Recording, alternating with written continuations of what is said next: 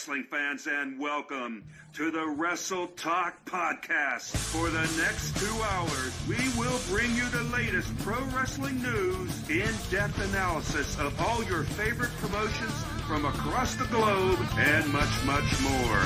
We will also bring you exclusive interviews with the greatest professional wrestling personalities on the local, national, and international levels. If you want to follow the Wrestle Talk Podcast, check us out online at www.wrestletalkpodcast.com. You can also follow us on Facebook, Twitter, YouTube, and Instagram.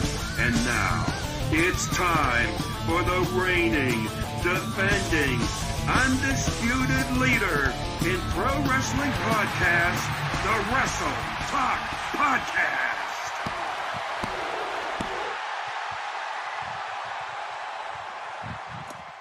Good evening, wrestling fans, and welcome to Wrestle Talk Podcast. That's right, ladies and gentlemen. We are here, as always, to talk some wrestling, episode number 491, ladies and gentlemen. We are well on our way to episode number 500. That's right, ladies and gentlemen. We are almost there. I won't be here tonight by myself. Don't worry. I will be joined here shortly by my co-host for the night.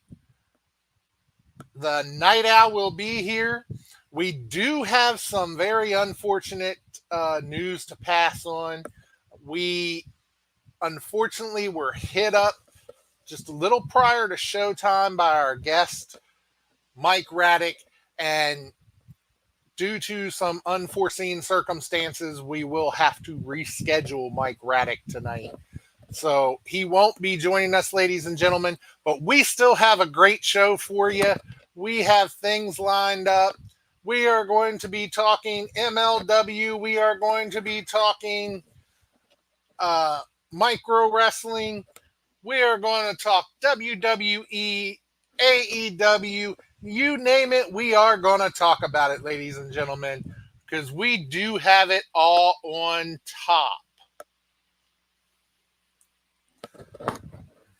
So, but before we get going, as always, the Night Owl is trying to make it in here, but while we wait on the Night Owl to make it in, ladies and gentlemen, let's go ahead and roll those beautiful sponsors, because we really, really, really could not do this without our lovely, lovely sponsors.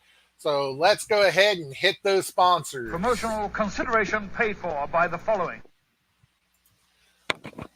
So as always, the Wrestle Talk Podcast wants to thank our great sponsors. You know, we got Royal Mills Transportation, the one and only DeJuan Mills, out there in the Kansas City area, Nobleman's Barber Lounge, KCMO, Ask for Pete the Barber, Kincaid Arcade at the Oak Park Mall, Interstate 70 Sports Media. We got Little Popeyes Designs, where you can get your very own Wrestle Talk Podcast tumbler, and the FWWC, the world's premier fantasy wrestling group, ladies and gentlemen. You've heard of fantasy football, fantasy baseball, fantasy NASCAR, you name it, there's a fantasy league out there for it. And the FWWC is the world's premier fantasy wrestling league, where you may not be able to step in a wrestling ring. You may not be able to actually, take the bumps and do all that. But we still get to live our dream of being wrestlers in the FWWC. We cut promos on each other. We have real championship, ladies and gentlemen. This over my shoulder is just an example of one, the Hardcore Championship. And you yourself could win a real championship that we would send to you, ladies and gentlemen. That's right. So you get to live out your dreams in the FWWC. So if you don't know about us, be sure to check us out. You can hit up myself. You can hit up the Night Owl. Look up Fantasy Wrestling Worldwide Chapter on Facebook. just click that button there to join, and there's just a few simple questions to answer them, and then one of us will get back with you as soon as possible, and we get you going. So that's the deal there. Well, ladies and gentlemen, it looks like my co-host for the evening has finally been able to make it in. He has overcome his technical issues. So let's get him in here, ladies and gentlemen. The one and only, the Night Owl, Renee Martinez.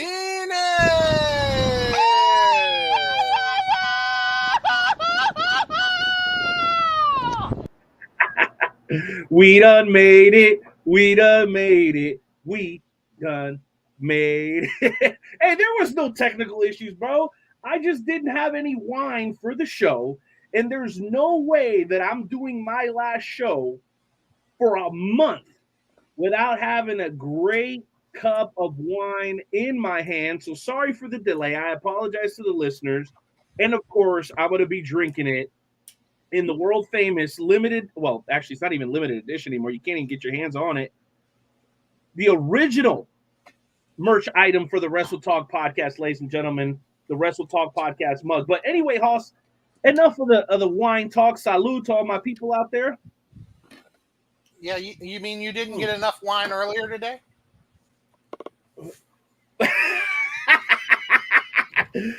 Listen, bro, we're gonna keep it professional and we're not gonna take pot shots, okay? Hoss, you are on a freaking roll right now, bro. What is going on with you, bro? Your last couple of promos have been hitting, cuz I don't know what they're putting in the water over there in West Virginia, but I like it. Maybe you're the hardcore champ. You're not supposed to be giving anybody any passes. I respect it. I respect the way you're coming at people. Pause recently, man. I love the energy, dude. So, you know, comment section's already going crazy. Shout out, my people. Shout out. I see you, Lucha. I see you, AJ. Thank all of y'all that are watching here presently. Quite a few people watching us live, man. Hit the share, hit the like. If you haven't subscribed to us on YouTube, go ahead and do that. We're actually also broadcasting on X, formerly known as Twitter. So thank you, everybody, for being here. Hoss, have we already taken care of sponsors and all that, or do you need me to handle that? We have hit the sponsors. We are, we are at the next segment that everybody always looks forward to. What's that? You know, because it is that time, ladies and gentlemen, where we pay respect to the best damn country around, that being America. Do it! If you please remove your caps, place your hands over your hearts as we pay homage with the playing of the national anthem.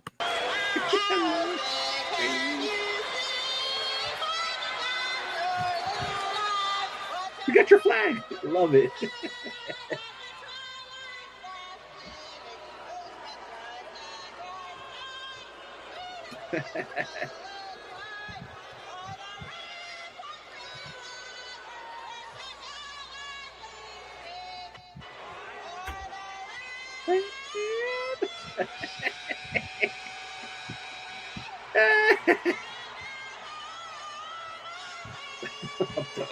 I'm over it.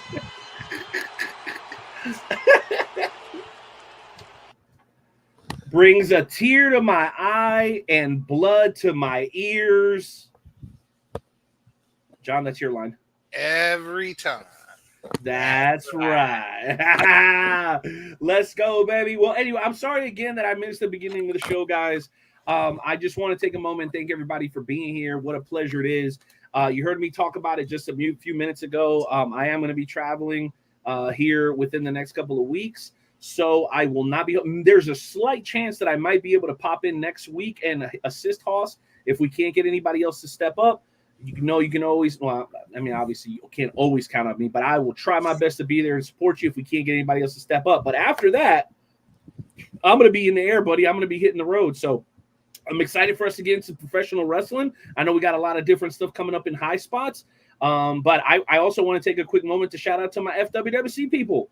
I know you mentioned them when I was coming on, and you talked about how people can get into the group. I absolutely echo everything John said, even though I only heard the end, because we recently had Battle for the Briefcase. We've got Summerstone coming up, and even in the weekly matches, Hardcore Hoss, okay, there's a lot of drama, and not all of it is in the ring. I mean, people are talking. There's conversation. People are going back and forth. Old rivalries are like re-sparking. And then we've got some new rivalries going on. And then we've got 3 of our longest reigning champions in history. We've got the international champ. We got the hardcore champ. We have the world champion that have all been holding their titles for some time. So, man, Summerstone is going to be absolutely incredible at the world's premier fantasy wrestling promotion. If you guys have not had a chance, make sure you listen to Hoss's advice and go check us out on all our social media platforms. But that's it, John. I think we're ready for high spots because there's a whole lot of wrestling to talk about today.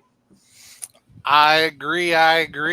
And, as Susie says, myself and her will be there this coming Thursday night for the FWWC tonight, which you will actually be able to see right here as well. So, be sure to check out the FWWC there. We'll be talking all things FWWC. And who knows who will have come on there. So, you know what? I'm excited about the new format. I like the fact that we're going to have new hosts at least twice a month, if not 4 times a month. That way we get different perspectives on the world's premiere. Again, right here on the Wrestle Talk Podcast Network. Make sure you guys are checking out and showing them some love. But with that said, bro, are we ready for DJ Money? I believe we're ready. Let's see how this randomizer's working tonight. No, we got to hit the music first, right? Oh, that's right. We got to hit that music. Yeah, let's go. Mic check. Yeah. All right. Wrestle Talk Podcast. Love how you said that. DJ Money. Yeah. Let's go. Welcome to High Spots, where we pop news like lamb chops. We dog shop, coming through the screens of a laptop and non-stop like a runner's pieces of blacktop. We hit hard like chair shots and backdrops. Like a spark flash, look like a barely fly. Now that's hard. We up to speed while they stay slow. Wrestle Talk Podcast, now they know we about to start the show.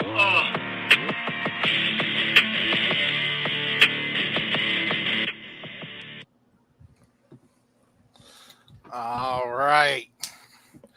Now we get to see how that randomizer's working. Why does the randomizer make y'all so nervous? I don't understand. The randomizer always takes care of me, man, every time. It works. It works most of the time for me, and then some people, they break it, and then I got to go in and fix it. Oh, or you got to go in and here we fix go. It, Come on, John. We always got to pass it off on the other guys, huh? Yeah, I see how it is. So, all right. Passing the buck. Let's go, baby. Let's see.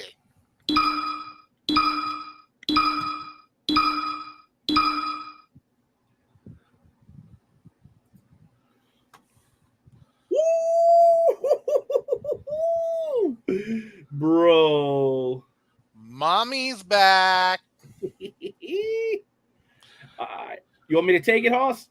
Go for it, my man. All right, ladies and gentlemen, Mommy is back using our super kick rating system, 1 out of 5, 5 being the highest, 1 being the lowest.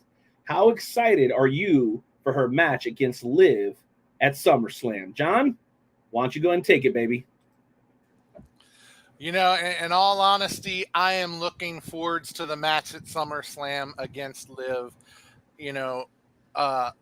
She's been talking about how she took out Rhea and, with everything that's been going on with Dom, and she's pretty much tried to replace Rhea. I am looking forward to seeing Rhea kick her ass. It is going to be such great thing to see. So I really think they're going to put on a heck of a show, and I really look forward to it. And hopefully Rhea walks out with that title back around her waist once again, where it should have been all this time, and that's what I think about it. So, well, before I drop my thoughts, I did want to give a shout out to Don McGuire. You can go ahead and finish here, John, but I just want to say thank you, Don. Stephen E. gives us a hard time anytime he comes on here. John's a huge fan. I think he's a member of the fan club, of the Stephen E. fan club. No one's surprised. But what I do have to say is Stephen E., when he's not here, has nothing but good things to say about the Wrestle Talk podcast. When he's here, and particularly when he's here with me, he doesn't have a whole lot of nice things to say. But that's fine. I understand. We're on different sides of the fence. He rides with the bad guys. I like the good guys. It is what it is. I understand. Now, I do recognize Stephen E.'s talent because I'm not ignorant. I know this man is legit. Now, on to the question. How do I feel?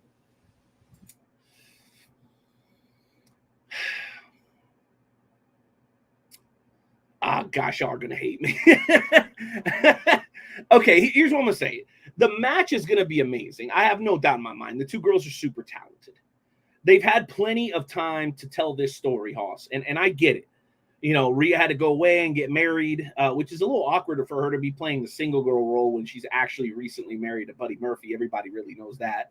By the way, congratulations to them. She looked absolutely amazing in her gown and all these things.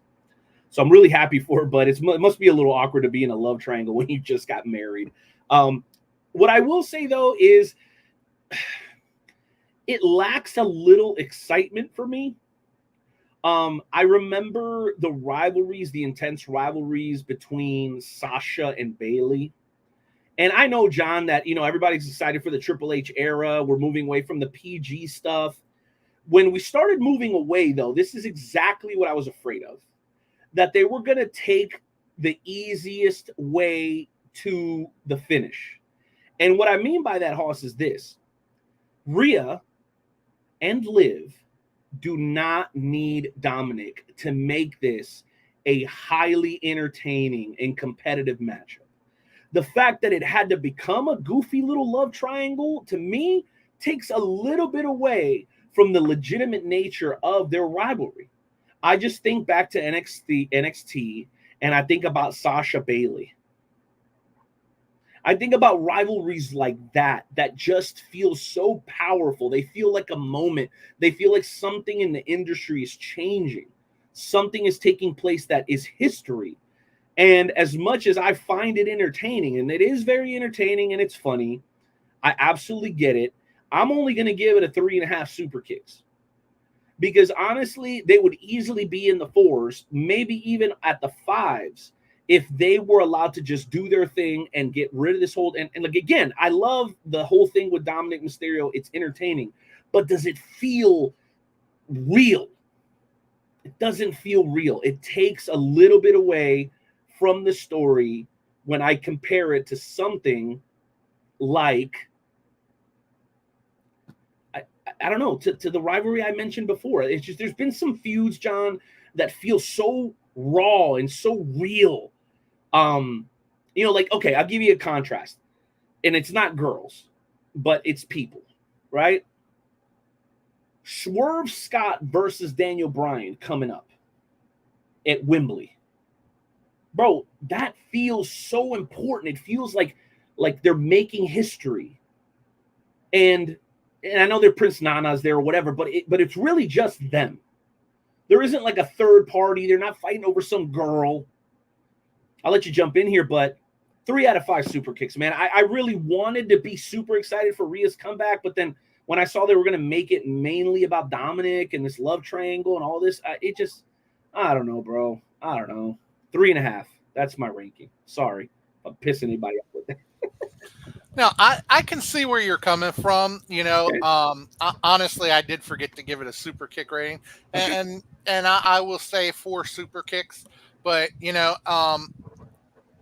honestly, I think I actually said before I never was much on this whole Rhea Dom thing. It just, to me, it never made sense to begin with.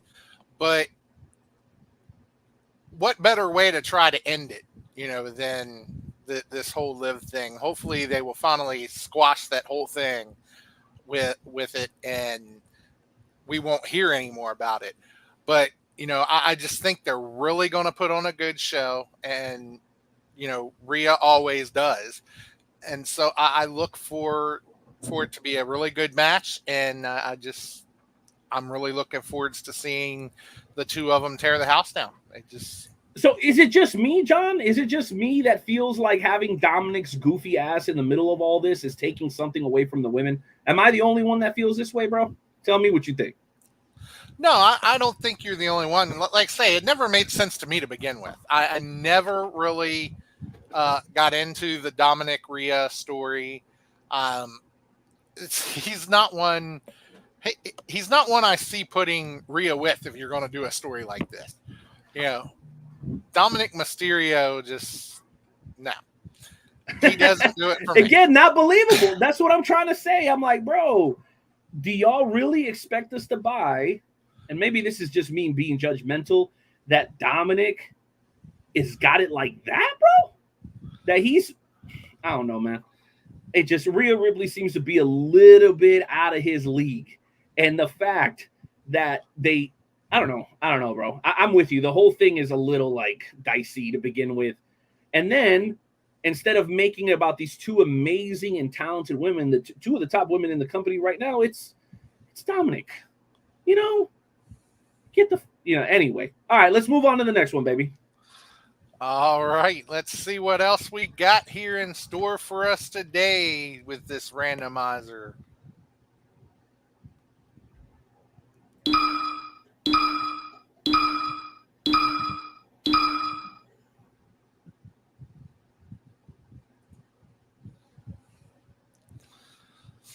Ooh, so we have the Toni Storm Mae Young attack.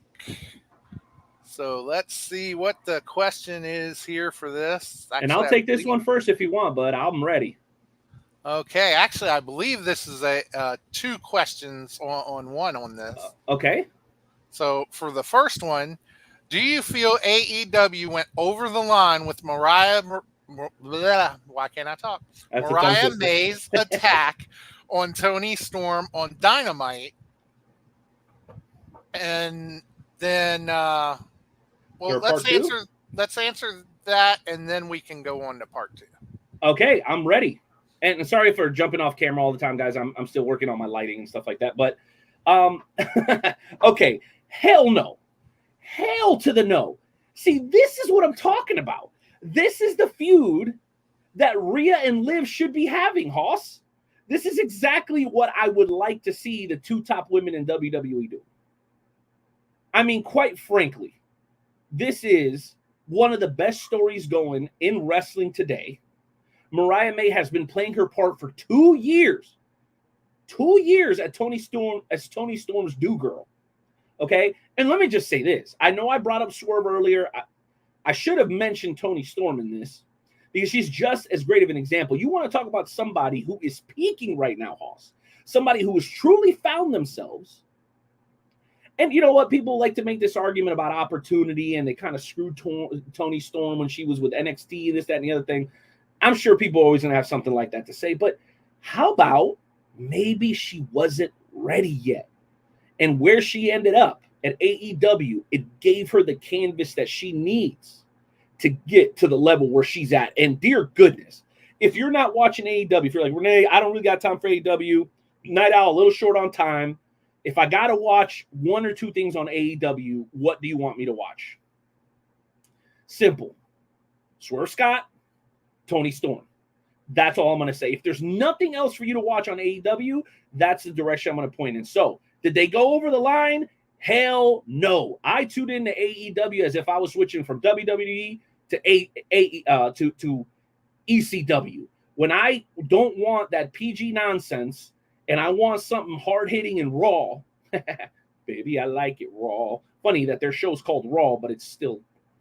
No, bro. Mariah May, Toni Storm, absolutely incredible. Give me more of it. I like the brutality. And honestly, Toni has been a total bitch for the last 2 years. So she absolutely had it coming. No questions asked.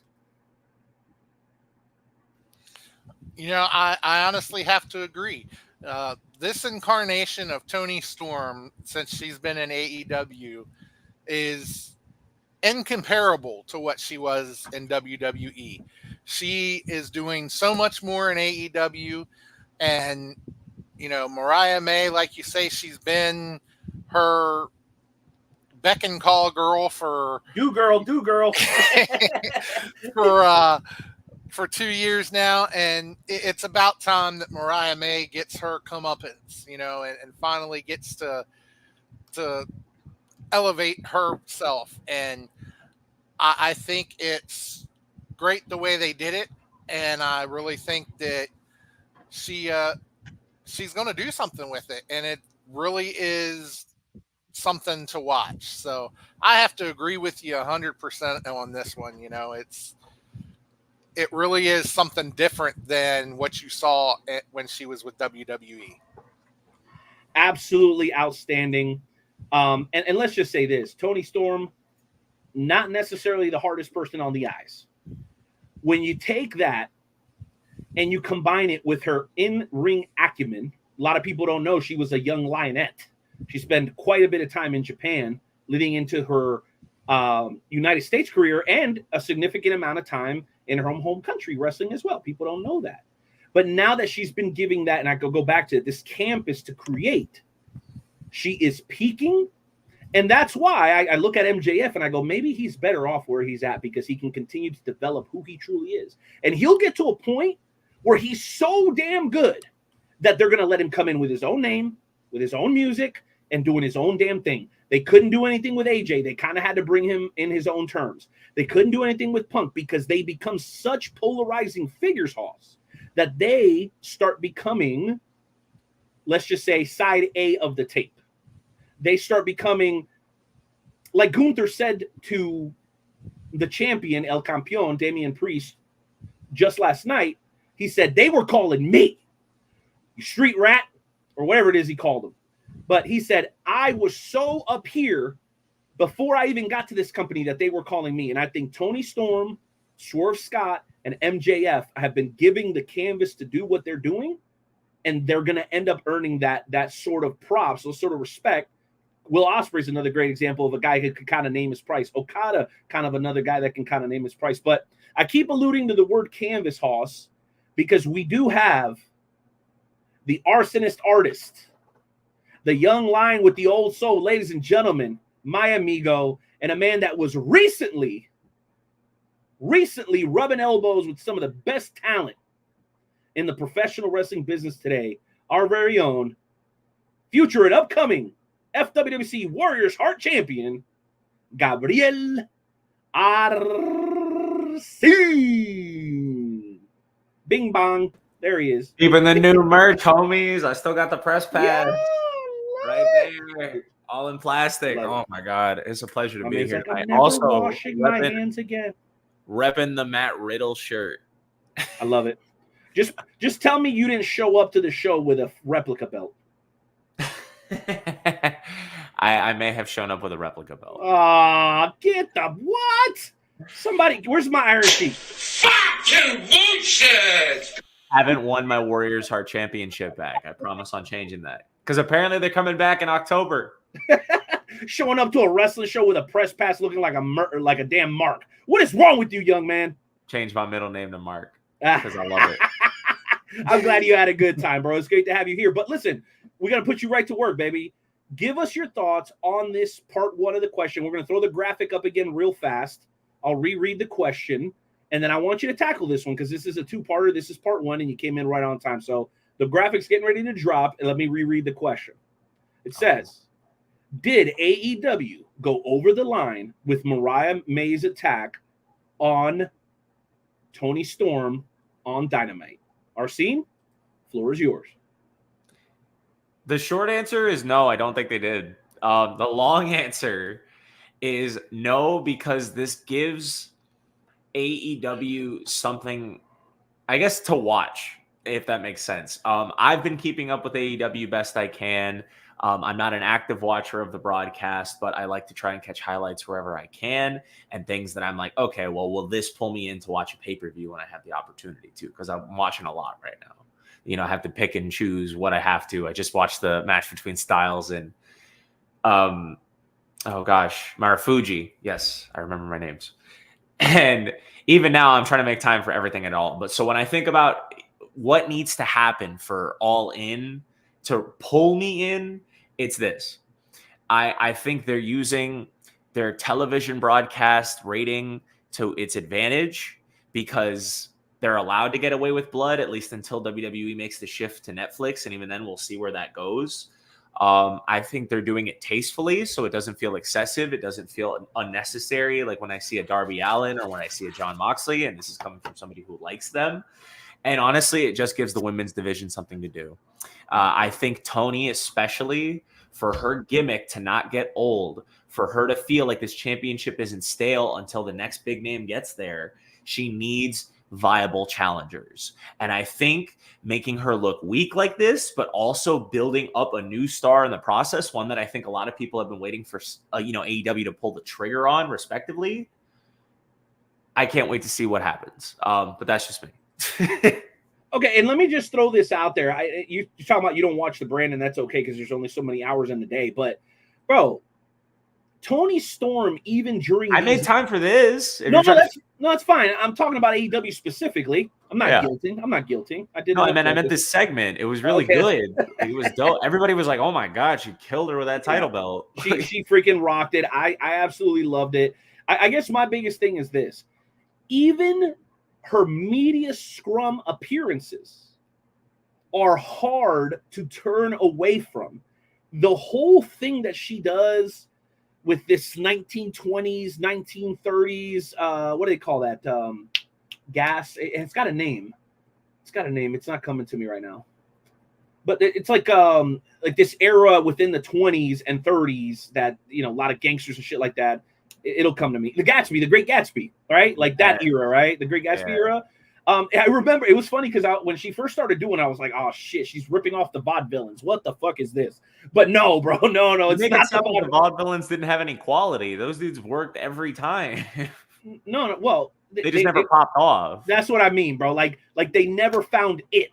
She found it. I will agree with you on that. They definitely found it. But I guarantee you, if they brought it back, like if they somehow figured out how to get Simon Gotch and oh my god, what was his name? Isn't he married to a Guerrero? He's married.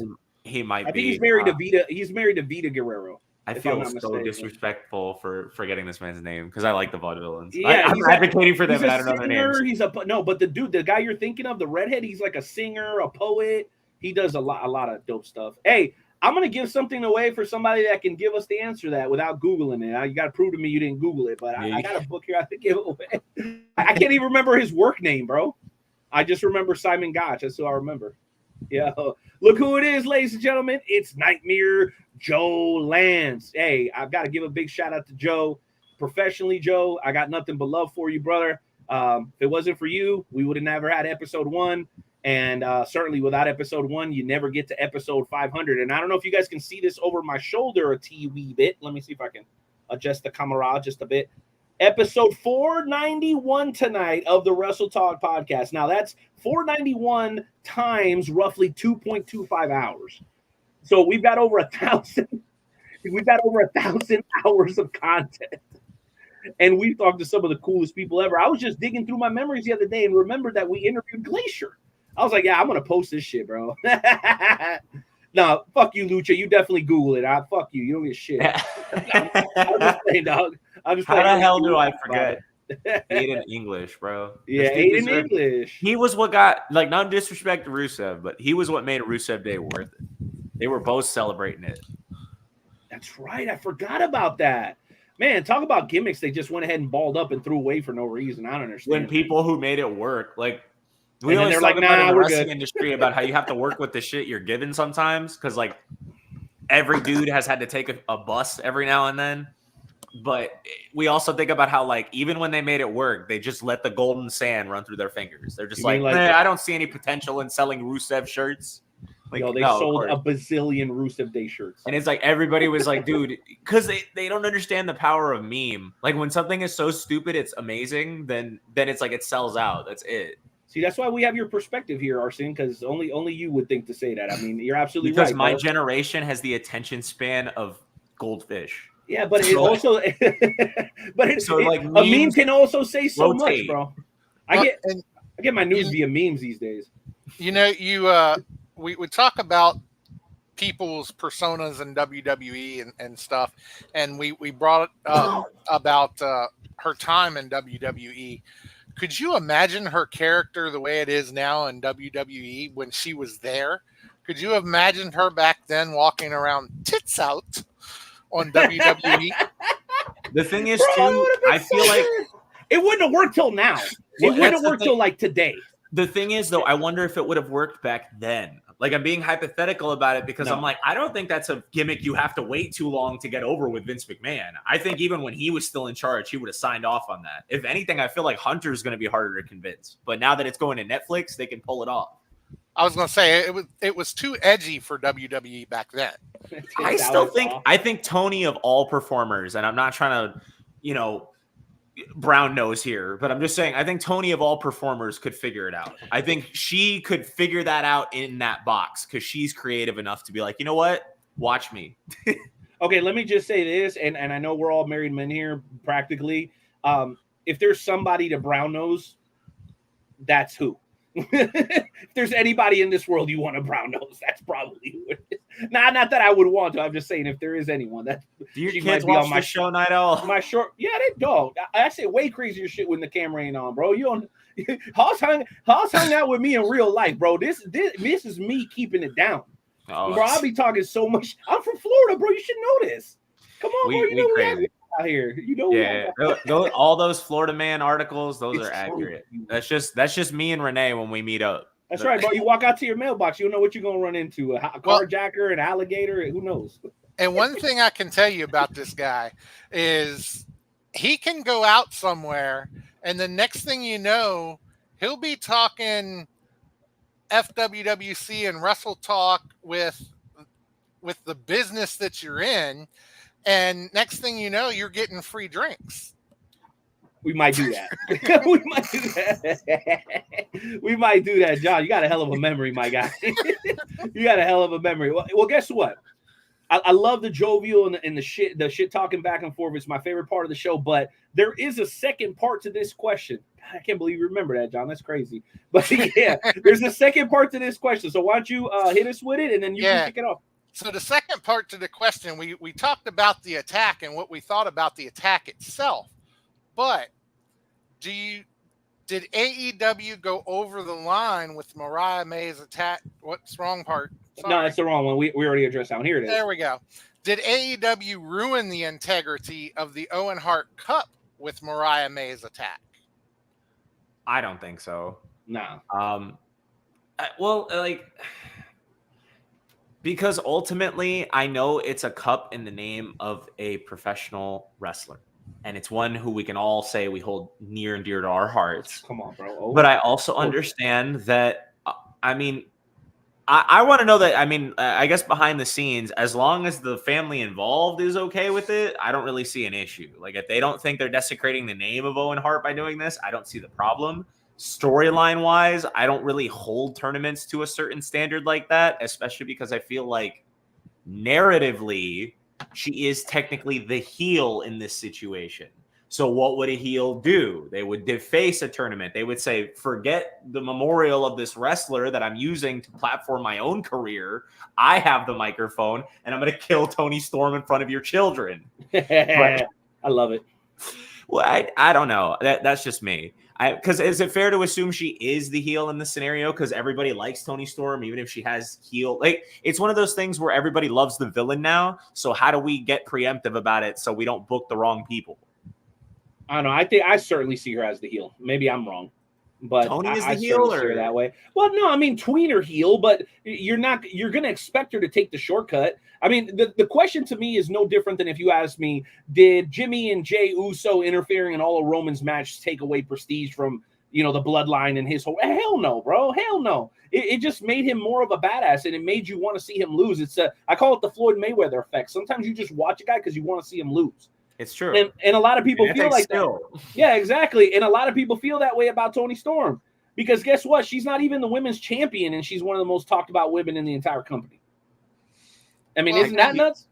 I completely forgot she was a champion, dude. Exactly. We're not talking about Britt Baker, bro. We're not talking about Britt Baker, even though I'm glad she's back, and that feud is going to be fun. But Curious to see what happens in that feud, but we could stay talking about that all night. Monet is so stale, bro. I hate. She's so bad. I'm waiting for the ball to bounce. I want to see what happens. Go ahead, John. But what better way, to make an impact than do it during something like the Owen Hart Cup tournament, or really any tournament or any type of thing like that. That's where you're going to make your impact, is doing it there. Just to come out and do something like that on just any normal show, any normal match, it's going to have an impact, but not the impact it has at something like that. So I think that was the time to do it, to really make the impact the way they did. Well, and I'd like to add that the Owen Hart Cup is established.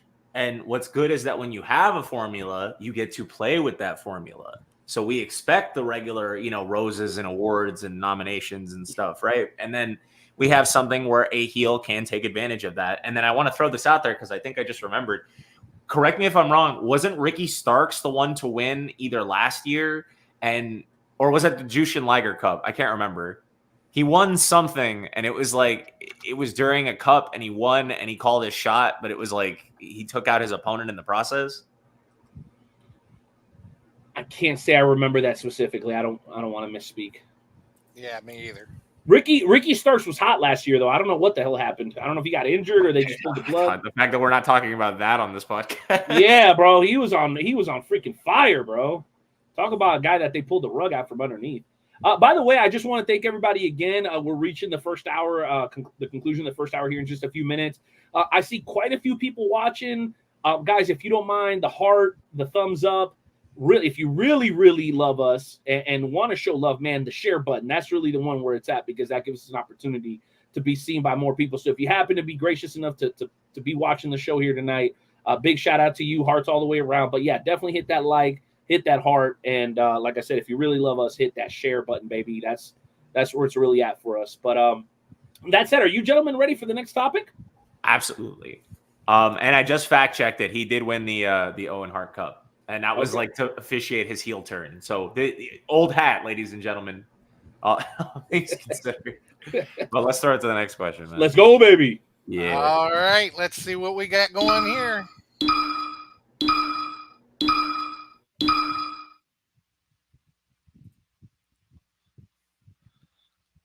So we have Chad Gable has united with the Creed brothers. So what are your thoughts on the collaboration between Chad Gable and the Creed brothers as they join forces to take aim at the Wyatt Six? John, you want to go ahead and take this one first, buddy? Well, Gabe just joined us. You want to start us off on that, Gabe? I'll start us off by asking, what's the tag team name, bro? We have the pieces in place, Chad Gable and the Creed brothers. We got these monsters in singlets. Do we have Alpha Academy? What's that? It's his new people in Alpha Academy. He's like their leader. Do you think that they should stick with that name? It's worked. This is the most over Chad Gable's ever been since he fought for the Intercontinental Championship. So what do we call for the second group then? The Stragglers? The Outcasts. That's what you call them. But they've already used that name. For what? The rap group? No, I'm trying to remember. The Outcasts was Mariah May and them in AEW. It's another company. Yeah, but they also have the Social Outcasts. But you don't want to rip it off, I don't know. You're asking me to come up with the other team's name on the spot. What do you want me to do here? No, I don't know, the Olympians. I don't know. I'm trying to be comic book about this shit. All right, I've been reading DC Comics. I don't hate it, but if they kept it Alpha Academy, what's wrong with that? That's valid. I will give you that. I guess I just figured the other people were called Alpha Academy since leaving Chad Gable. No, it all started with Gable, so the name should stay with him. And just that's fair. I give you that credence. I just don't know if the average fan thinks that way. Maybe. Hey, that's why we're here. Wrestle Talk, baby. Well, and AJ seems to think they're a Dollar Tree knockoff. AJ thinks they're a Dollar Tree knockoff of Team Angle. I think he underestimates the power of the Creed brothers. I will say this, and anything but Team Gable. I swear, if that's the name, I'm done. That's going to be garbage. It better not be the name. That's hot dog water. No, but as far as the feud with the Wyatt Six, I still have to catch up. I haven't seen the promo yet. My buddy has been telling me about it, and I'm kicking myself because I haven't taken the time to watch it.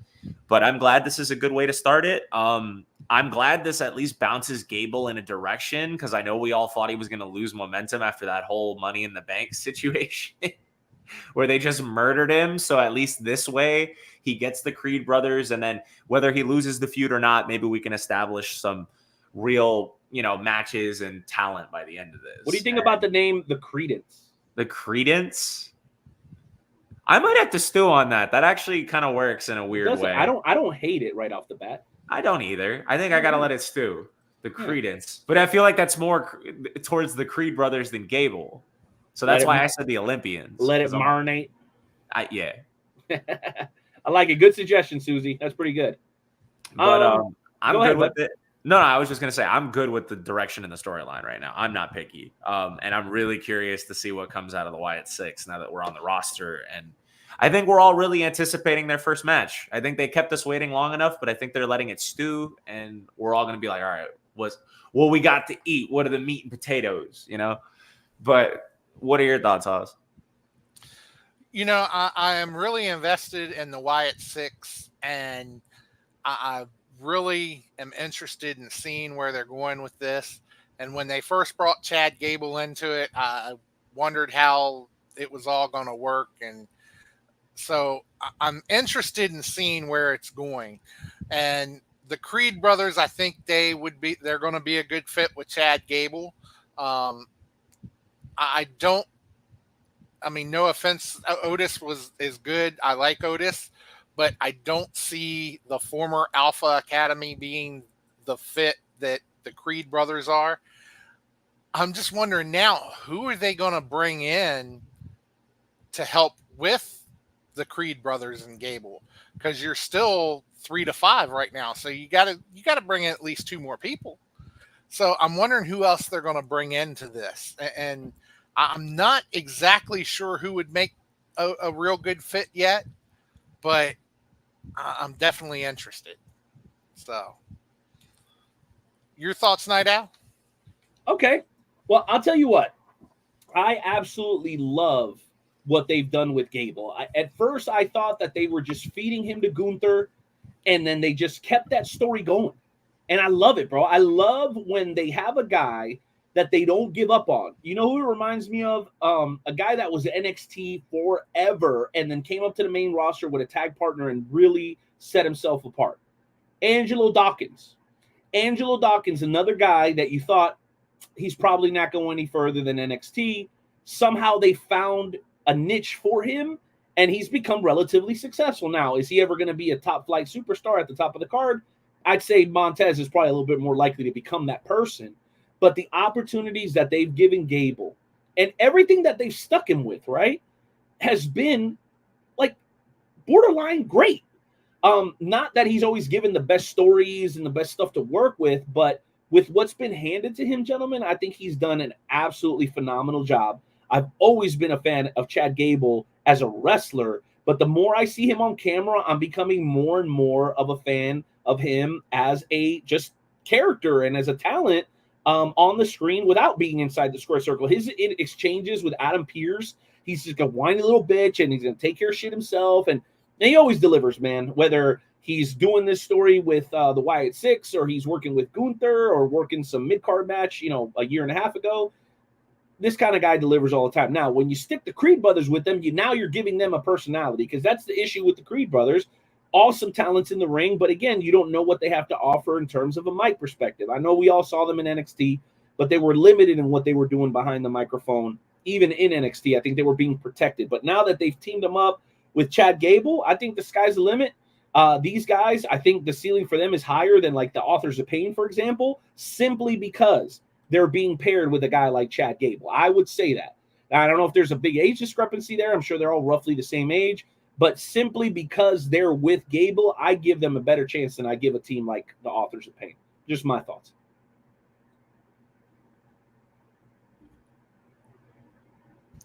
Yeah, I agree with you. I think it's a good way to bring the Creed brothers in. And I'm interested in seeing it. So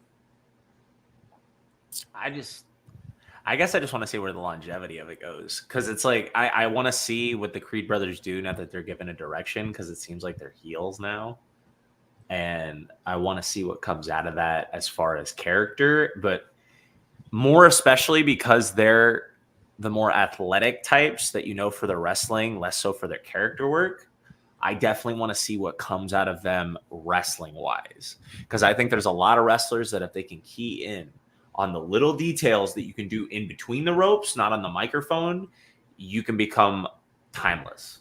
And that is the key when it comes to WWE, I think. It's the reason why Jimmy and Jay, I think, have lasted as long as they have, because they were tagged. And in the New Day, in that respect, there's a lot of tag teams. So, like, I want them to be timeless before we even start talking about, like, breakups, because I know that's the next. You don't give them enough time. That's usually the issue. Like, we just don't. I agree. I think way too many tag teams are broken up too early, and then somebody gets clipped as a result instead of trying to build them up or respecting the tag division as a result. But, I know someone else who is invested in this Wyatt Six story, and I'd like to hear what his perspective is on this whole thing. So why don't we bring him in and get his view on it? Let's welcome the one and only, the Hall of Famer, Luke Skywalker Roberts.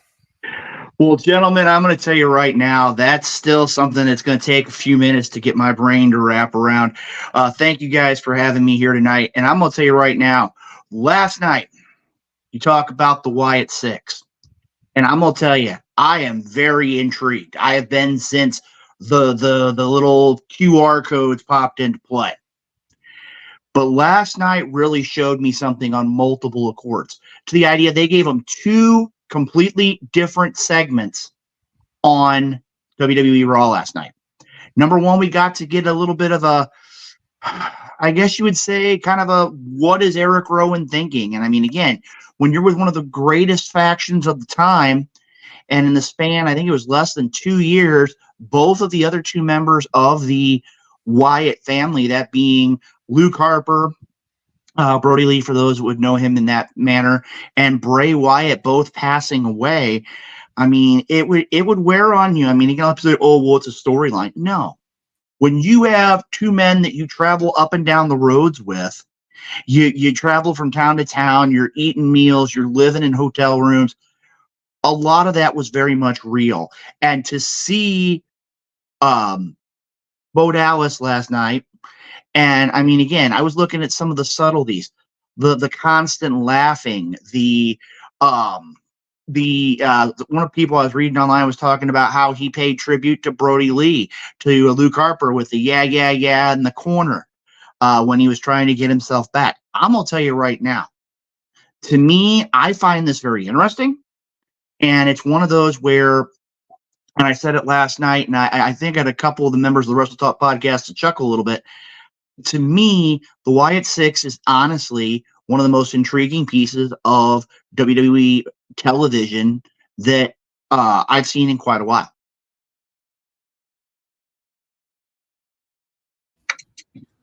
Oh, yeah, I definitely agree. And that they are one of the most intriguing right now that you can find. And one of the things we're talking about, the question right now is, what are your thoughts on the collaboration between Chad Gable and the Creed brothers as they take aim at the Wyatt Six? What are your thoughts on that? And do they stand a chance? Well, I'm going to tell you right now, the idea of putting Chad Gable with the Creed brothers is brilliant. I've heard a lot of people say that it's just a ripoff of Team Angle. I don't think so. I think that Julius and Brutus bring a different style of wrestling. And again, I don't mean any disrespect to the world's greatest tag team, because Charlie Haas and Shelton Benjamin both were great in-ring competitors. As a matter of fact, Shelton Benjamin of his day is still one of the best pro wrestlers, I would say, in professional wrestling, just from his ability. I think right now, if you're going to have somebody to have Chad Gable's back and give him some legitimacy, I think when you put the Creed brothers there, this intrigues me. But I'm going to tell you right now, it's, 5-on-3, 6-on-3? The snitch is here. So, I mean, when you sit there and you look at it, I mean, again, I think the numbers game is ultimately going to catch up to Chad Gable and the Creeds, but in reality, they're going to put up an outstanding fight to try to get revenge on the White Six. Well, Haas had mentioned that earlier. I want to just ask if you guys could give this new team of, the Creed brothers and Gable extra help, who would you pick? I mean, I know Benjamin is still wrestling, but MVP and Omos are still there, so it's weird. And then, I mean, Angle is retired, so I don't know. And I don't know if I've heard from Charlie Haas. So, well, when you sit there and you look at it, I mean, there are a lot of wrestlers. I mean, could we see the idea? And again, I always mess it up. Could we see potentially down the road a Tyler Bate and a Pete Dunne? Do we see members? I think it was the no quarter or 3/4 catch crew. That'd be another one that I think would be really good. Another one, and I don't know necessarily if he's going to be able to wrestle anymore, but I believe he's back with WWE. Maybe a William Regal. I know Jason Jordan is like a match planner, so I was like, I mean, maybe if he's willing to put the boots back on, but that's a stretch. I don't know, but still, I think that's worth an idea at least. Well, I know, what is it, Charlie Dempsey? He's in TNA, so there's potential for that. There's a lot of faction. Can we just get a faction out of those guys you just mentioned instead? All I know is we got a faction out of both of them, Gabe. It's going to be one of those that's, again, would definitely be interesting television. Now, gentlemen, I know we've been talking a lot about high spots and things along the line, but I'm a level. Usually, I'm much more animated, but right now, I'm a level with you. For those who don't know, I've really had to spend a lot of time in my office the last few days, and me, I'm willing to go 100 miles a minute, but I'm actually going to put right up here. I actually had to write down my thoughts because this past weekend, the Wrestle Talk family had a lot of things, and I know Gabriel Arsene was at MLW, and we're going to be talking MLW a little bit later on in the program tonight. We're also going to be talking micro wrestling here tonight on the Wrestle Talk Podcast. We want to say a special thank you to MLW and Micro Wrestling for giving us the opportunity to be a part of their events this past weekend, both in Tampa, Florida, and in Litchfield, Illinois. Two great events, and we're going to talk about it a little bit. But I'm a level with you. This weekend was tough for me. First of all, I had a longtime family friend outside of the world of professional wrestling that I've known for nearly 20 years. And she passed away over the weekend, and it hit me hard. But I had one hit me even harder. And I do have a prepared statement, and that's kind of strange for me to have a prepared statement, but I want to go ahead and share my thoughts here. And again, I can't believe I'm having to say this, but I gotta get out. Good evening, members of the Wrestle Talk Podcast and the Wrestle Talk Podcast family. 2 weeks ago, I had the opportunity to experience the greatest feelings of my professional wrestling career on this very program. With the announcement of my induction into the class of the 2025 Independent Professional Wrestling Hall of Fame and being named a member of the board of directors, I felt a whirlwind of positive emotions that was almost euphoric in nature. Tonight, I come to you with a heavy heart. On Saturday, while I was in attendance at the micro wrestling event, it was brought to my attention that Jeffrey Hyde, member of the Dynamo Pro roster, passed away Saturday evening at his home. Immediately, my mind flashed back, and to be honest with you, a lot of people don't know this, but it really hits hard because a good friend of mine, a man by the name of Keon Option, passed away 5 years ago yesterday. And when I got the news that Jeffrey Hyde passed away, it really made me have flashbacks to it. I mean, I thought about the last time I saw Jeffrey Hyde. I saw him at CHWA's Gateway to Glory back on the 22nd. He was frustrated, but a couple quick jokes. He was back to his normal jovial self. I told him I loved him. I gave him a hug, and I told him I'd see him soon.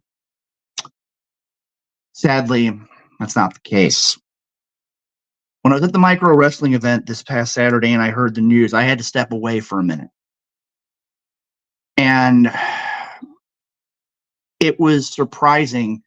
As many of you know, I have a pretty close connection to micro wrestling because my nephew, Ivar the Micro, is very heavily involved with micro wrestling. I really think it was one of the first times my nephew had ever seen me cry. And it hit me. How can such a man who looked like a monster from any horror movie, but was one of the most gentle, caring, and compassionate men I never knew in this business, be gone from this world? I couldn't put words and thoughts together. For once, I was utterly speechless. Just when I thought I couldn't get together, I started looking at the tributes.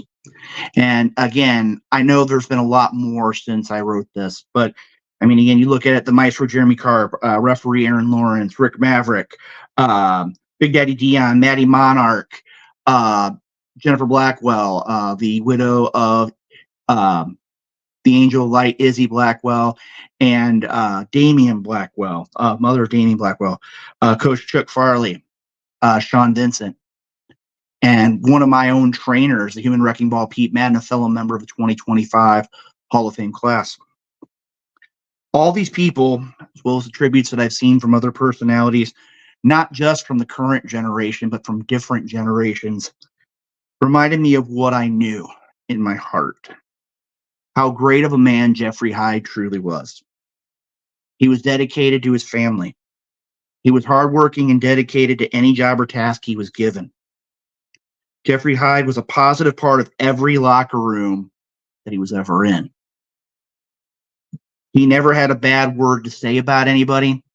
He always made it a point that he was wanting people to be happy. He was wanting positives to be shared inside the locker room. You may have had the worst match in the history of the world, and Jeffrey Hyde would let you know that there were positives. And even if you knew him, for many of us, they would say the old generation or the old school knew him as Nemesis or Preston Peabody III. Everyone will tell you Jeffrey Hyde was a true professional and a caring person that people would strive to be like each and every day of their lives. On behalf of the professional wrestling community, I'd like to extend my condolences to all the friends and family of Jeffrey Hyde. He was a great man, a true professional, and he will greatly be missed. A lot of people don't know this, but the Dynamo Pro family and Dynamo Pro management has actually established a GoFundMe, and Hoss, if you be so kind, I think it's in the network here. We have this here, and we'll make it a point to share this on all of the Wrestle Talk Podcast social media. I know it's also our broadcast colleagues over at Interstate 70 Sports Media. Roundabout Sports has it out there. The Maestro Jeremy Carp has it out there. I believe Issues with Wrestling with our good friend Christopher Miles and Jared Shannon are going to have that out there soon. If you have an opportunity, I think my broadcast colleague, our broadcast colleague, Chris Rodell, says it best. Take some time and think about what happens when somebody that you know is genuinely a great individual is no longer here. And the stress and strain on a family who's lost a family member. And I mean, again, when I heard this, and I know there's some viewers here tonight who are much the same way as me, But if you can take a time, if you can spend a few dollars, if you can spare a few dollars, I know that the Hyde family would be greatly appreciative. Again, I want to say on behalf of pro wrestling, not just here in the St. Louis area, but the professional wrestling community, that we share our condolences with the family of Jeffrey Hyde. And when it comes down to it, I mean, he was just a great man, and simply put, he was gone far too soon.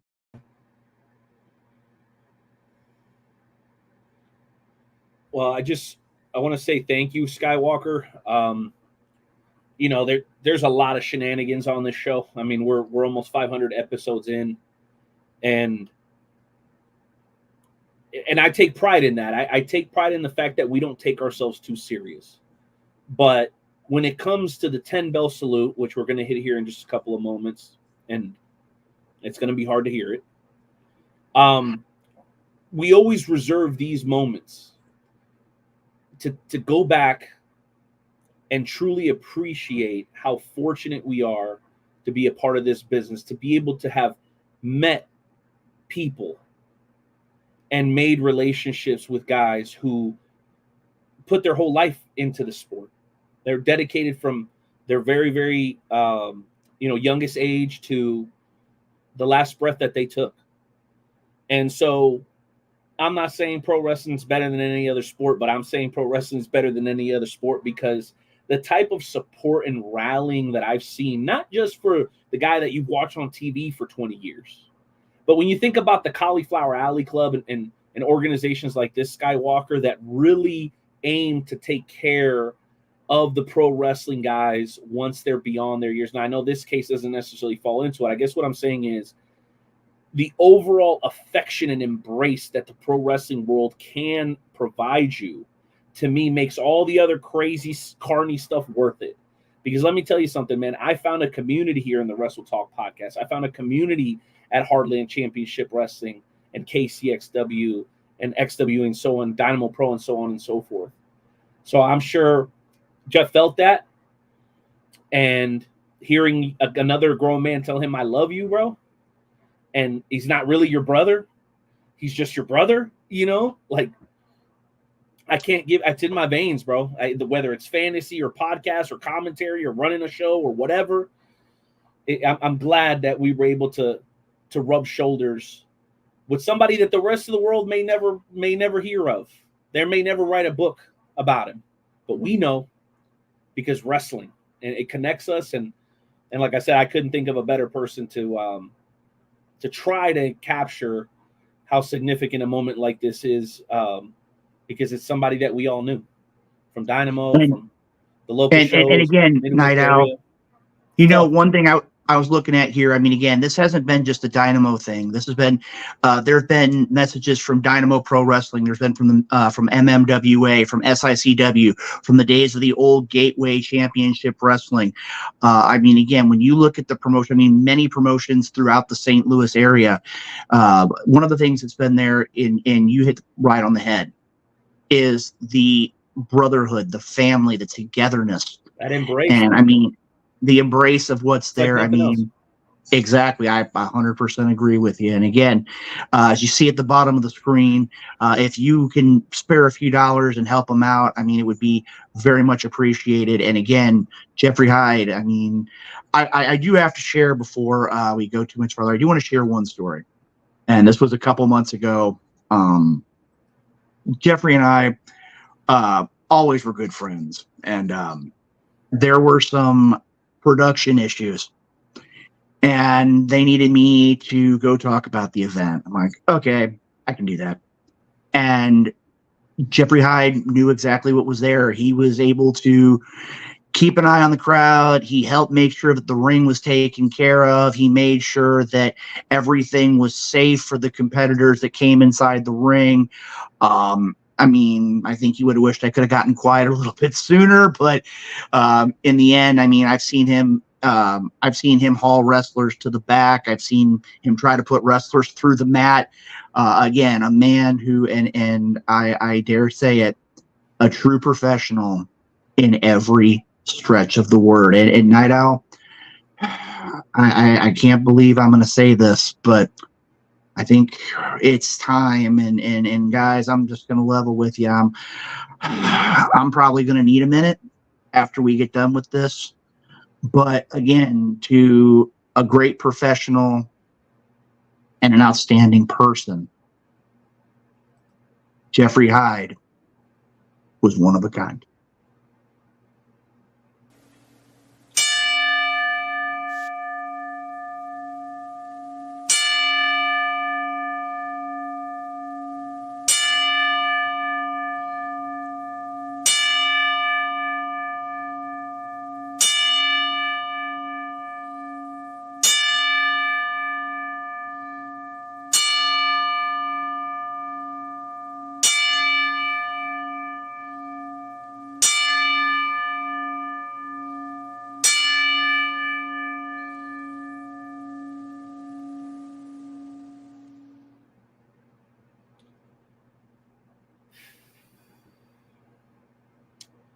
All right. Well, I know that Gabe and John aren't necessarily too close to the situation, but this is Wrestle Talk.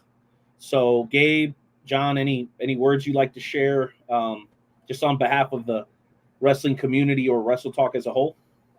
I just want to give you condolences, Luke.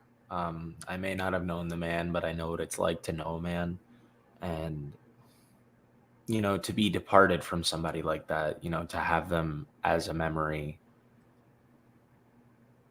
It's hard, and I know it can wear on a person. And I guess I just want to know that, like, as we always try to tell to our fans out there, you're never alone.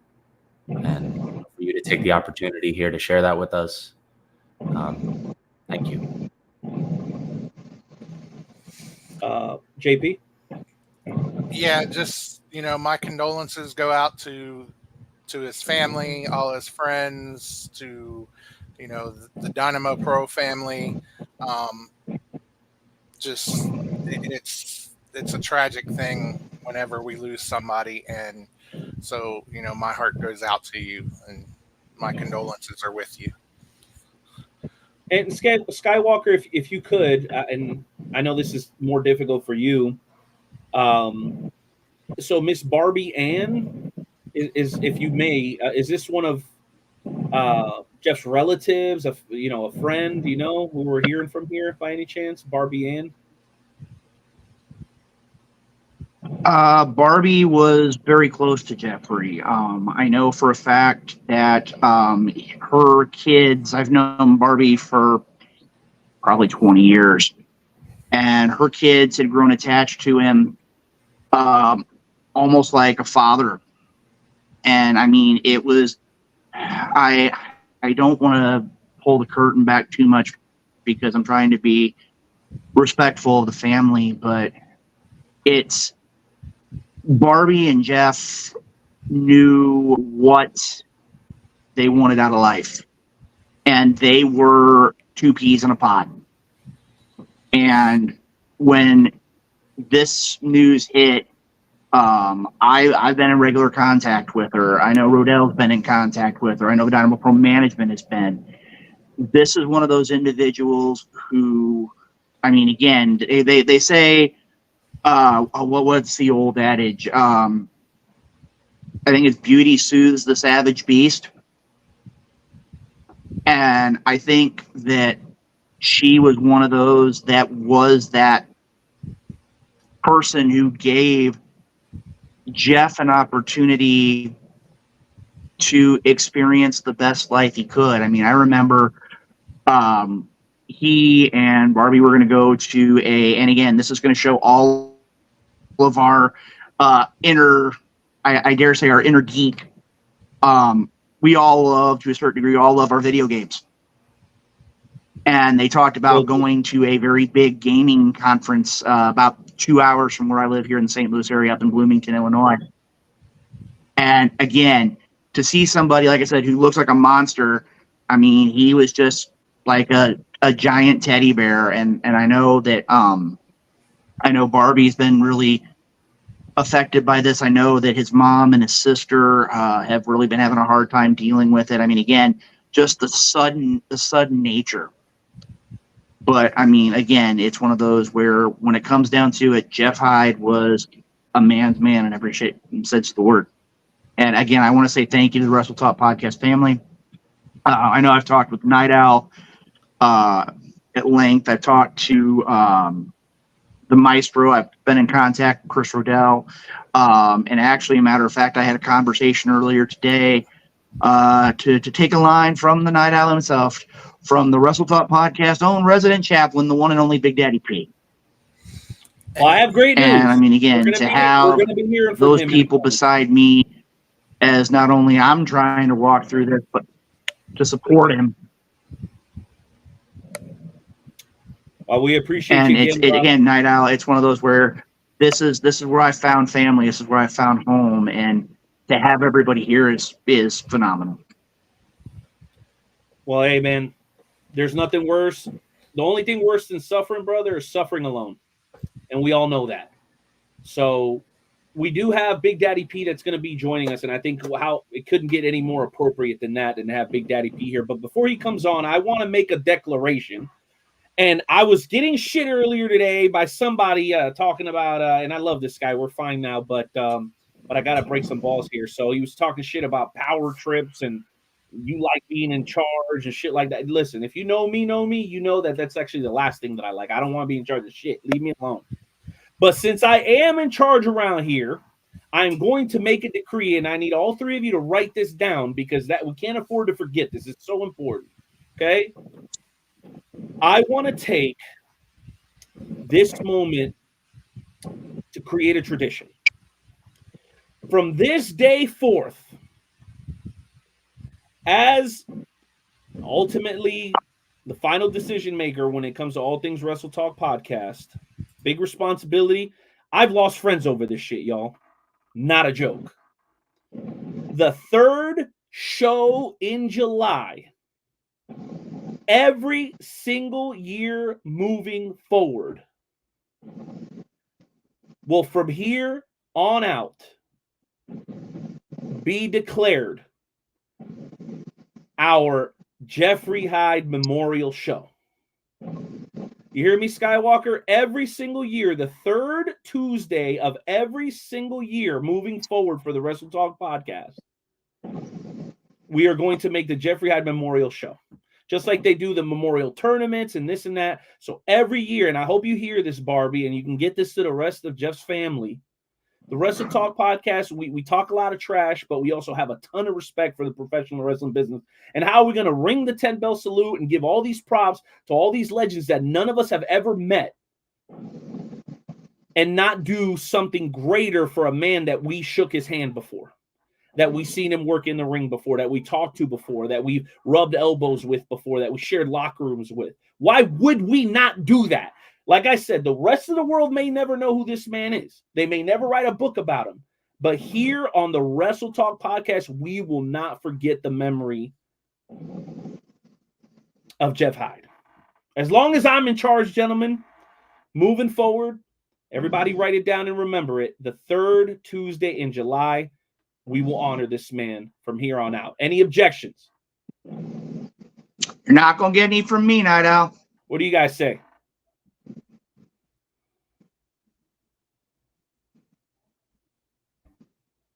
I was just typing it down.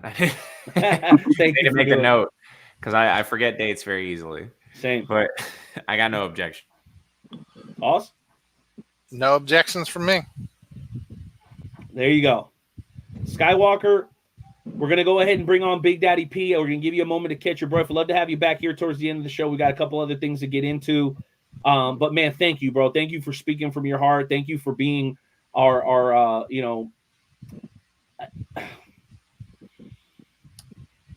thank you for mustering up the words that the rest of us can't, bro. It really means a lot. Well, you know something, Night Owl. Again, this was one of the hardest things I've had to do in my career, but to have this honor being bestowed upon Jeffrey, I think is very fitting. And like I said, we're going to talk. We're going to have Big Daddy P on here in just a second. But Night Owl, as we were talking to, one of the things that Jeffrey loved was professional wrestling. He loved being around it. He loved those things. And ironically, with all the bad things that went on this weekend, the Wrestle Talk podcast had an opportunity to take it to the next level. And I know we're going to talk with Big Daddy P here in just a few minutes, but later on in the program, we're going to get to talk about Blood and Thunder. We're going to talk about micro wrestling. We're going to talk about MLW. We're going to talk about, and I'm going to say it so he gets all giggly. We got to go see Matt Riddle. We got to go experience all those things, but we're going to go ahead and take care of that. But you know something, Night Owl? I believe, and just to double check, if he's in the back, I'm going to go ahead. Is he in the back ready to roll? Oh, bro, you should see his background. My man looks like $1 million right now. I'm jealous. Big Daddy P, I got to get my background game like you, bro. You are taking it to the next level. Wait till y'all see this, man. His background is crazy right now. I love it. Wait till you see what I got. Ooh, I like it. A little friendly competition. Let's go. All right. Well, then, if that's the case, ladies and gentlemen, we're not going to have any more delay here on the Wrestle Talk podcast. We're going to go ahead and get that intro ready because you know what it's time for. It's time for the man, the resident chaplain of the one, the only, the Wrestle Talk podcast. Ladies and gentlemen, let's show some love for the one, the only, Big Daddy P.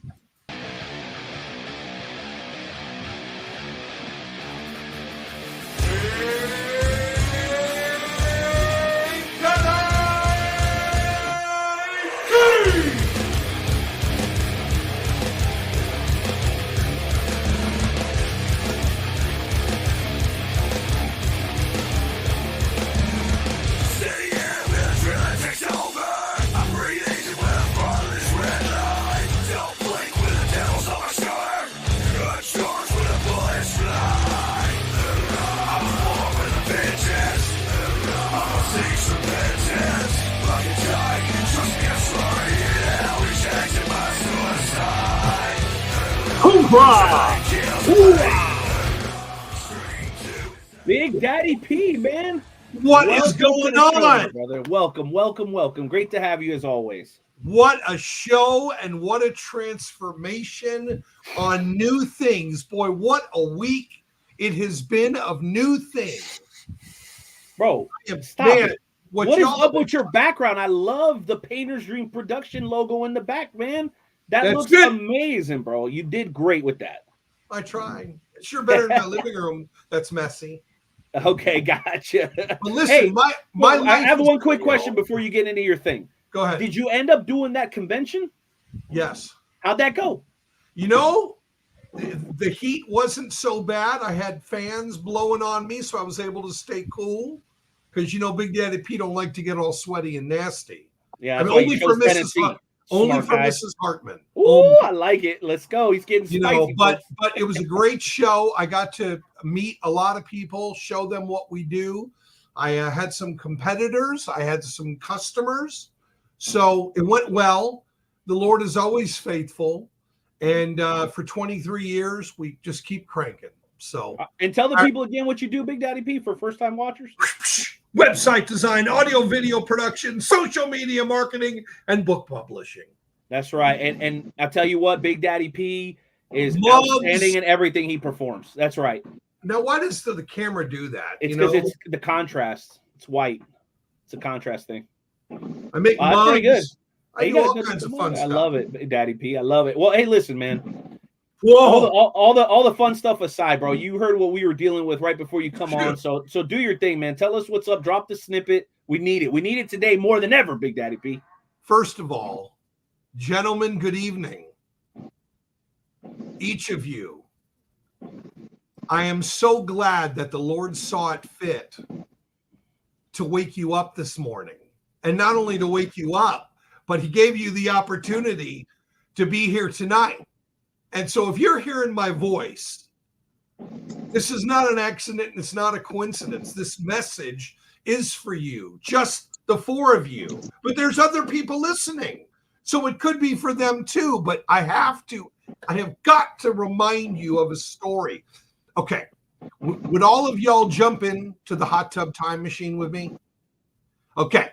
We're going to go over 2,000 years ago. Obviously, there were no cars. There was no, everything was different, which is when the Bible was written, right? So I'm going to share with you a very important story. And I normally have never read from the Bible on here because I'm always praying and I do like a one-up. But I think in the condition that the world is in today, that this message needs to be heard. At the Last Supper, when they were having their supper, Jesus took the bread. He blessed the bread. He broke the bread. And then he gave the bread. Now, most people don't pay attention to that, but I want you to look at your life.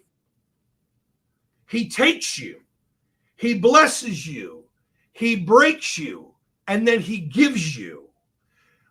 Man, just the last time we were on, you got blessed. Did you not? You got into the Hall of Fame, Luke. Then broken. Blessed. He takes the bread. He blesses it. He breaks it and he gives it. It's a pattern. Notice in your life when you've had great blessing and great things happen, all of a sudden you get broken. Don't ever forget on who's breaking you. The same one who's breaking you is the one who created you. And if you're here today and you're still alive, because let me tell you, we have a future president who about a quarter, an eighth of an inch would not have been here if it wasn't for God. And now everybody's talking about it. So I want to share with you and I'll be quick, but this is very important. It's in the book of Isaiah. See, Isaiah was a prophet that God chose. He didn't walk on water. He wasn't fancy in any way, shape, or form, but God used him. Isaiah 41, verse 10, it says, "Do not fear, for I am with you." If you remember when Jesus was on the boat, right, and there was all the storms, he was sleeping. See, Jesus believes in naps. That's why us who are over 50, we can nap in the afternoon and justify it. How about over 40? Is that over 40 okay? Over 40, but naps are okay because he was resting. And amidst of all the resting, what happened? They were freaking out because all these things were happening, and they were scared. And he said to them, "You of little faith." And he had to remind them that they had little faith because they didn't have enough trust in him to know that even in the midst of storms, he has the ability to go hush. But he writes, "Do not fear, for I am with you. Do not anxiously look about you, for I am your God." He's personal. "I will strengthen you. Surely I will help you." Now,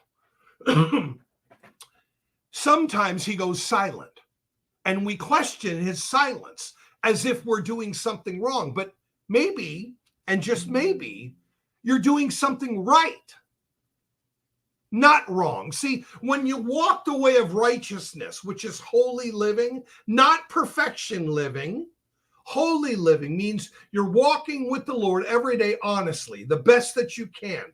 You might mess up, you might say swear words, you might think the wrong thing, but it's okay.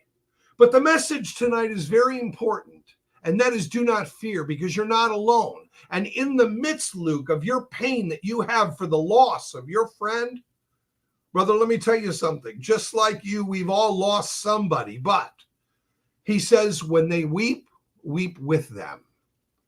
So we weep with you because someone's going to be next. It could be me. It could be Renee. It could be any of us, but not tonight. So because it's not tonight, we've got to live for today, not yesterday. Forget the past. It's behind you. If you're looking at the past and trying to walk forward, you're going to walk into a wall. I don't suggest it. Look to the future because yesterday is history, right? And tomorrow is a mystery, right? Right. What's today? It's the present, and it's a gift, and we should treat it as such. So in the midst of your hurting, Luke, I'm sorry that you're hurting. The comfort takes time. Obviously, the Lord understands loss, right? I mean, he had to come down in the form of flesh and be one of us. Yuck! I love you, but I wouldn't do that for you. But he did. And that's what it's all about. So no matter what situation you guys are in right now, I don't care what it is. I could give you a laundry list of BS that no one wants to hear. And I wouldn't do it because, again, that stays in my head. He said, I can be angry, but don't sin. I'm extremely pissed off that my president almost got killed, okay? I'm pretty pissed off about it. But I'm not so pissed off about it that I'm going to go do something other than go to the one who controls and keeps him safe. And that is I go to God with all those thoughts that I have about all the things that I wish I could do to fix it, but I can't. I could get into an hour just talking about the logistics of the location. Golly, hello. But anyway, and when you guard a president, you're supposed to be at least his height so that his head is not exposed. But that's the Secret Service's job. But anyway, my message tonight is very clear. My snippet of truth is this. It's only the truth that sets you free. Leave the bullshit behind. Go to the truth. Stick with what you know. And if you don't know it, get into it. He wrote it. We're without excuse. He's given it to us. We're the only time period in history where we get the filling of the Spirit, of his Spirit, and we get a completed Bible with everything. Paul didn't even have that, and we have it. So we are without excuse. We don't have to be perfect. He's not seeking perfection, just obedience. And he told me to be on here tonight to love you and never to judge you because I'm a seed sower, not a soil tester. So if there are people that you know who are soil testers, forgive them, for they do not know what they do. And when they come around, just smile. Don't treat them bad about it because we were all there once. When I was 31, it took that long for God to get my attention. And 53, here we are. So I'm thankful that I had this opportunity to share what I'm most passionate about. And it's you. Some would say the Lord or religion or Christianity, but Jesus said, follow him, not them. So I, out of obedience, want to come on and just encourage you that no matter what you're going through, God's got it. Think about it. Take your age and multiply it by 365. And that's how many days he's cared for you. You think he's going to stop now? Well, he might, but he might not. And if he doesn't, the only question you have to ask is, what did you think of him? That's the only requirement. It's a free gift. So don't lose hope. I'm not going to preach anymore. I want to talk about wrestling because it's a great business. I'm a little upset Rhea's back. I was enjoying Liv, but it's okay. Hey, Big Daddy P, I got one quick question for you and let the boys jump in here. And you can close the whole show with this if you want once we get back to the wrestling stuff. But what do you say to somebody that dies without knowing him and having a personal relationship? What would you say? What account would you give for those people? Is all hope lost? Well, first of all, I'm not God, right? So I'm not going to be there. I don't have all the facts, right? So because I don't have all the facts, you know what I don't do is I don't judge it. So I have to look at it as an observation. If I have shared the gospel with them and they've just rejected it, I have no idea if someone came after me, if a nurse, somebody. And I learned this from my own father because my dad was Jewish and he would never acknowledge Christ. And I thought when he died that he was not a believer. But about 6 years later, after he died, his nurse stepped forward. And we had a conversation and said that he was watching TV and there was a preacher on TV. And he gave his life to Christ then. Now, I wasn't there. And I can't prove it. And do I feel better knowing that he's in heaven waiting for me? Absolutely. But, you know, when I get there, I'm not going to care because that's not going to be one of the concerns in my mind. When I get there, I want to go to the Q&A with Adam and Eve so I can ask them a couple questions that I have and maybe sit down with the Apostle Paul and show him the Bible, right? Show him the word because he would be like, I remember that, like, and so we don't believe because we haven't been around as long as the book has, so we think it's some boring school. We rely on our natural senses too much. That's what and we can't do that. So again, I'm not a judge, right? Right. And so if somebody, and again, and if you were supposed to communicate the gospel to him and didn't, and now you're feeling bad, God is putting that distress on you to make you think about it. That those who you know, all you have to do is let them know it's a free gift, that Christ died for them, and let them make a decision. And again, they might say, no, go to hell. I said, go to hell to a lady 25 times who was friends with my family, who constantly, you need Jesus. I said, you need a joint. You need to get the hell away from me. Okay, I don't have time for you or your Jesus. Big That's Daddy P crazy, bro. I hope people so. are When I listening to you, bro. accepted Christ as Savior, who do you think the first call was to her? You'll never guess what. I can Right? already hear you. And I told her, and she cried. It was great, right? She went to my first teaching. I taught an hour and 20 minutes. It was too long for her. Bro, you are the man. Hey, Big Daddy P. Okay, and I know this has gone a little bit long, but why don't you go ahead and do your prayer, bro? We had a prayer request a little bit earlier. Obviously, our fresh. I'm sure you heard when you were backstage in the green room that we're declaring the third show of every July moving forward. The Jeffrey Hyde Memorial Show. We're all excited about that. We know you heard about it. So if you could just go ahead and do us briefly a favor, man, and get into the prayer portion of this so we can get back to the rest of the high spots, man. We're going to be talking about a bunch of other stuff. Now, I've never asked you guys for anything, but tonight I'm going to ask you for something. When my time on this earth is done, would you somebody pick up my spot? Don't worry about what you're going to say or how you're going to say it, because he'll give you the words just like he gave it to me. But he just put in my spirit that I needed to make sure that no matter, I don't care if it's 50 years and we're still going and you say, Big Daddy P, and my music comes on and I'm asleep in the chair. If anything happens to me, one of y'all who are here tonight has to take the spot. Cool? Well, we do have a guy here who just recently hello. There's a guy coming to mind right now. All right, Hoss. Okay, sir. So, and again, listen, if I'm not on, if I can't get on, take my time. Don't let it go by, please. That's why the Lord gave you that gift. What do you say, Hoss? I will do my best. No, just obey. Let's go, baby. Just only say what he says to say. It's that simple. People overcomplicate it. It's not complicated. Just shut up. When he says speak. You hear that, Gabe? Shut up. No, seriously. It's obedience it's difficult because you're used to listening to your own voice.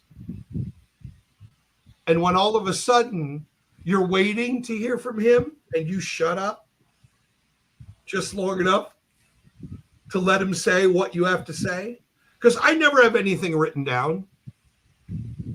He says to be ready in and out of season. So you got to be prepared for any opportunity to encourage people, especially today, because people they're freaking out. They don't know what to do.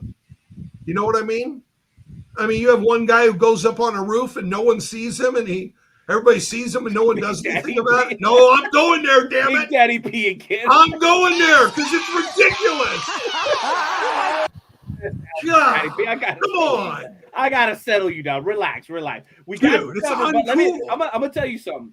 You're gonna be here as long. You're gonna be here until we need to get you a teleprompter to get through snippets of truth. Okay, so just calm down with all this. Okay, listen. Let's get through the prayer, bro. We got about 20 minutes left in the show. We want to get. Gabe went to MLW. Luke went to micro wrestling. So we got to get into that. So Big Daddy P, give us your best, baby. Go. Heavenly Father, we thank you so much for your goodness and grace. We thank you for your protection. Father, I can never thank you enough for this opportunity to share your love in a lost and dying world. For those that lose hope every day, I lose hope. But I know that when I lose hope, there's only one person I turn to, and that's you. But Father, there are people out there who keep turning to their relatives, to their friends, to drugs, to alcohol, to whatever it is. So I just ask, Father, that as we go forward, that we would come to you, that we would wait on you. You've heard all these requests, especially in regards to the pet that was lost, and now the friend that was lost. Father, we've had a lot of people lost over here in this last 4 or 5 days. It's been from people who are famous to people who are infamous. But I thank you that you open every door that needs to be open, close every door that needs to be closed. Thank you that we can call upon you and know that we never get a voicemail or a busy signal, that you're always ready to hear from us. Thank you for this opportunity. And we love you. And for those, Father, who have not opened their hearts to you, I pray that you would continue to draw them, because you draw us first. So it's a timing thing. And I know that. There's no magic formula I can say that will create what the Holy Spirit does on its own. But I do know that without a preacher, they can't hear.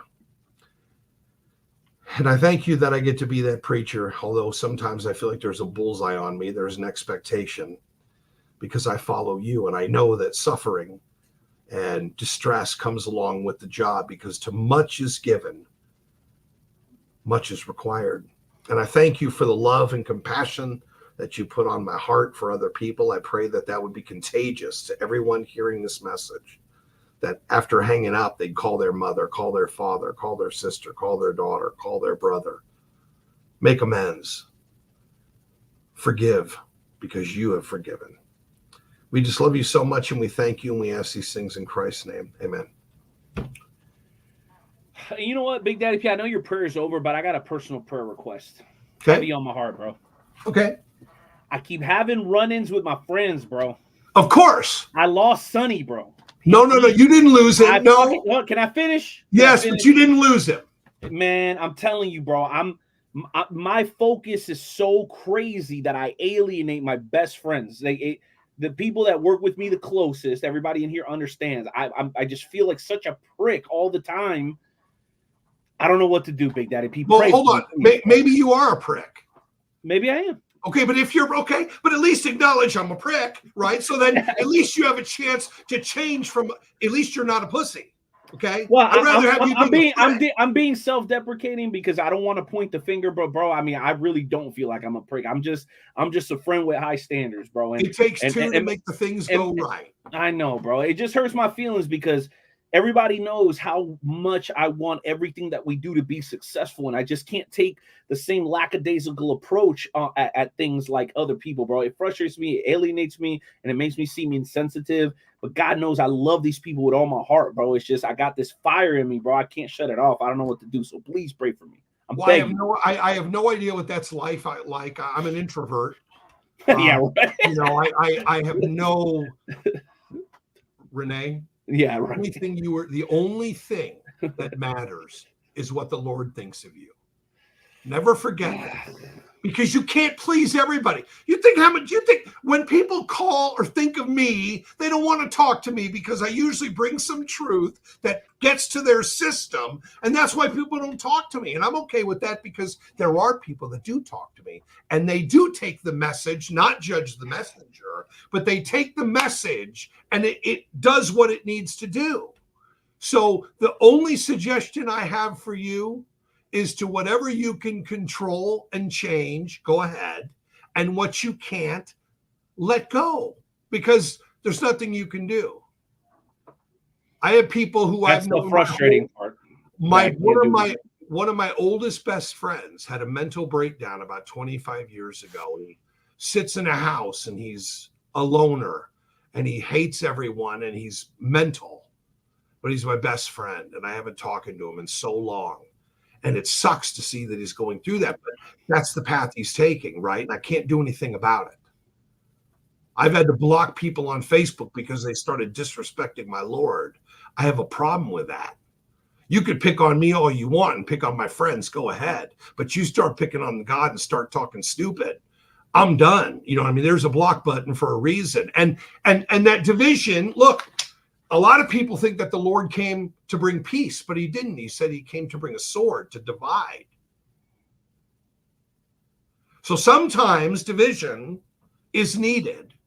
And then in time it comes back or it doesn't. But either way, one of two things are going to happen. You're either going to get through this show or you're going to be face to face with him Either way, you win, baby. I guess so. I don't know. And this ain't a therapy session for the night owl, but the idea of doing episode 500 without Joe and without Sonny, the shit fucking breaks my heart. I'm going to be well, honest. then now, hold on. We're still going to do it.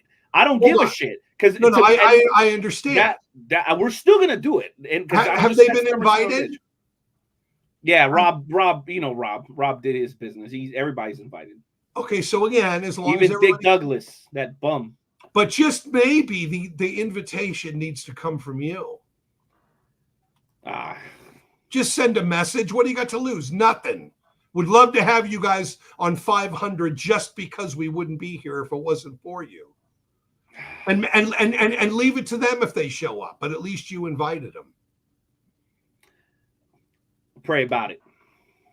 No, there's a time to pray and there's a time to play.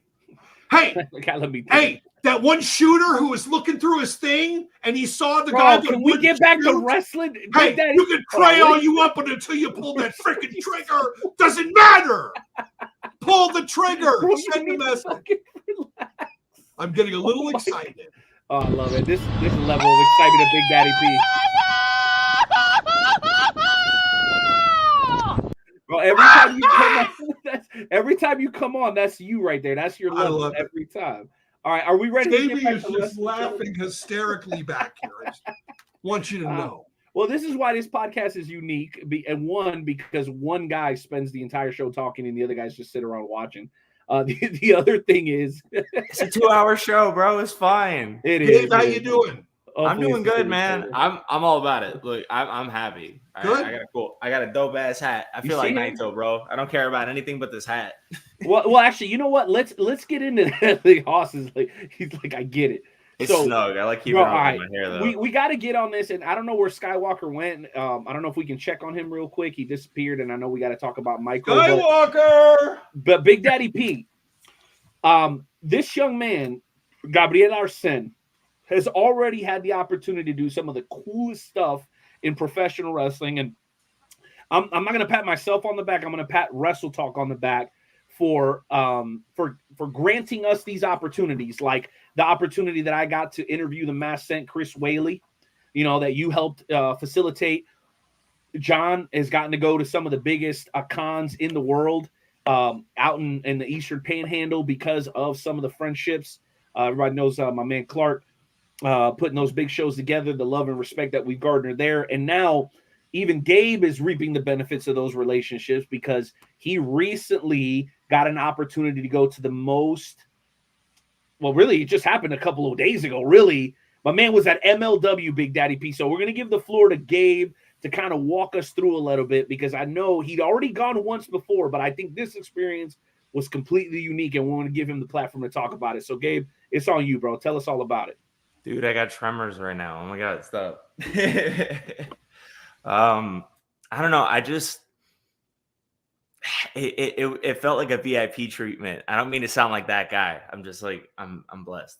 But I had the opportunity to go. I mean, I had planned it out too. My fiance Alyssa, she got all dressed up.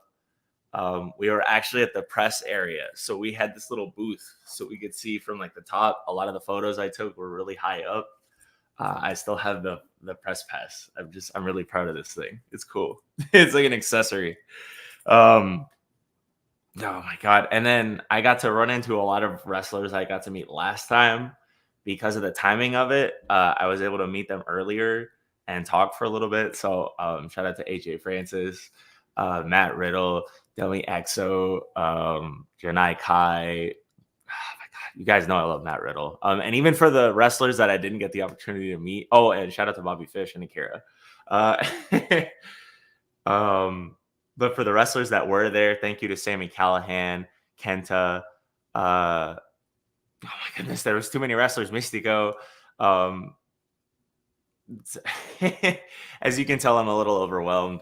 But thank you to MLW. Thank you to Mike. I have a photo with him again. He gave me the same look because I asked him last time, and he's a very humble dude. Being the man to put this kind of stuff together, I could see him working the whole night. Being up there, I was able to see him work, and I'm like, man, I want to be where he's at. So to be able to shake hands with a guy like that, to have a photo, thank you from the bottom of my heart. And I picked up so much merch. As you guys could see, I got the CMLL hat. Roberts was the one who actually told me to pick up some CMLL and MLW stuff. So I needed an excuse. So I got this MLW bag, drawstring. I needed one. I've been carrying on my backpack and my sketchbooks and my comic books. It's crazy. I bought way too much stuff. I got the Matt Riddle shirt.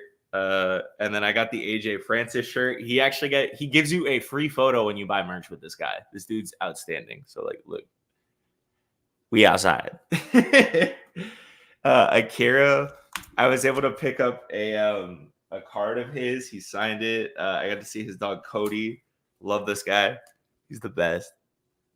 I feel like a dork. I'm just showing all my stuff. And I picked up a neckerchief and like, I want to wear this. I can't pull it off. And I think this is like the biggest piece. I don't know if I can get this open on camera. Oh, that's loud. But I picked up I hope Renee knows what this is. This is a Contra flag. It's upside down. Muted. Oh, whoops. All right, if there was any flag that I was going to rock besides this one and this one, hold on. This one, it would be the Contra flag, bro. Come on, bro. You chanting. No, Contra. How does that happen? You can say whatever you want. And you may not know about this, Big Daddy P, but aside from the bloodline, Contra, bro. Contra's where it's at. I don't give a shit what nobody says. And you know who used to lead Contra? Fatu. Jacob Fatu that recently popped up in WWE. Some people don't know this because they don't follow MLW, but he used to lead Contra. Now it's Mad Max Kruger, but it used to be, I think it's like the new Bullet Club, in my opinion. I love freaking Contra. Contra is the shiznit. I think it's its own thing. I think it's its own flavor, and it feels like Cobra Commander from G.I. Joe. Yeah. But if it was pro wrestling, it's the best. What'd you say, Big Daddy P? There was two things. One, Gabriel, your excitement is wonderful, and that's great. If you were sitting in the chair he was sitting in, if you didn't have all the money tonight, you'd be pretty pissed off. So the excitement won't last very long if you ever get in that chair, because all these men's lives rely on you being organized, professional, and courteous. You lose those, it's over. By the way, in the back corner of your room, it looks like your umbrella has stabbed somebody. Who is that in the corner that the umbrella is stabbing? It does look like your umbrella stabbed someone. You're muted. You're muted, brother. Sorry. I that's just a pile of stuff we have. There's like it looks like a monkey or some kind of something. There's a purse. Looks like some other stuff. Hey, it's the shooter. Looks like he looks like he killed Curious George back there. I'm telling you. He was talking and I was like, okay, that's creepy as hell. Especially the vibrator that's on the table over there. Hey, take it easy. Hey, man, calm down. Hey, I got a question. And look, he's looking around like, bro, you're gross. My man went from prayers to talking about vibrators, bro. No, what's happening on this show? John, you may need to take over next week. I don't know what the hell's wrong with Big Daddy P. I don't know. Hey, but seriously though, two questions. Number one for Gabe, one for Rob. Number one, Alex Kane, bro. Alex Kane's former guest. Do we have that clip? What, the show? No, the one where he shouted out the show, like, and he was holding my belt. Yeah, that is true. He does that. There is video footage of that that I believe. Preloaded. It should be in the chat, dude. Come on, bro. You got to tell me your host to preload it. Don't be. Come on, man. No. You should be. Can't you just share it directly in StreamYard? Somebody send it to me or to send it to John, and we can do that. But what I'm getting at is, talk to us about the experience, because Alex Kane is a former guest of the show. He gave away a sweater. Dewan Mills actually won that sweater, believe it or not. He's got an Alex Kane hoodie. It says Boombaye on it. But meeting Alex Kane, who's also a member of the Wrestle Talk family, what was that experience like? The thing is, he recognized me, and it was like, I'm like, oh my God, Alex Kane recognizes me. Like, that's so staggering, because I'm just like, oh man, dude, what's up? Like, I was like, kind of, it was that weird thing where I didn't know to overstep, so I was like, what's up? What's up? No, I'm a huge goober about it. You could Humble tell. guy? I look like Peter Parker before the spider bite. Like I had the buttoned up shirt, but my collars were rolled. Like, it was so stupid. Don't make me tell Skywalker what you walked in there with, bro, because he's gonna be pissed off. Skywalker, this jackass took his replica belt to the show. Well, I'm going to say it this way. I'm going to say it this way. At least he was one to get Alex Kane. I'll let it slide. I'll let it slide. Hey, at least he got him to hold it. I mean, that's that. You got to give Gabe props for that. I mean, favorite belt besides the MLW ones. Yeah, if you take the Warriors out, I'm gonna give you a pass. But if you walk in there, Mark City with a press pass, bro, I'm gonna fucking slap you next time. I ain't playing. Then mark my words. I'm gonna take that Warriors Heart Championship. That's right. We need to get on the record. All right. So I had a second question. Skywalker, talk about our relationship with Sean, MLW, and how all this came to fruition, because you got this kid living out his dream, even though I got to break his balls a little bit.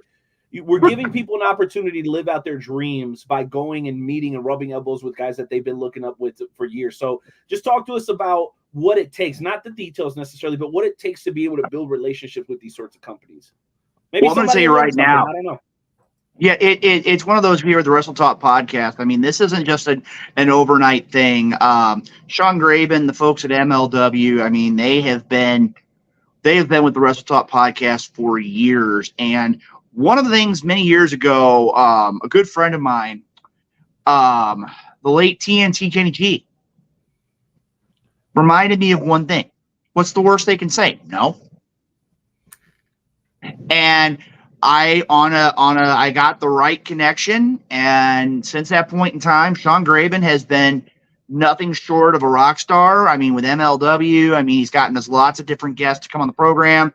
He got our scene to live out his dream and getting to go. I heard though that he did twice, but I heard he didn't get his opportunity to have the conversation of bros with one Matt Riddle, which I thought that he would do, but unfortunately, I guess that wasn't the case. Cut it down. It was just because he wrestled the last match. It was late. And I'll tell you, I got to tell you, watching that matchup, and again, I'm going to give a shout out to the guys and gals in MLW. If you go out there and you watch the match between Sami Callihan and Matt Riddle, all I'm going to say is I'm shaking the finger of disapproval to one Gabriel Arsene. He could have warned me.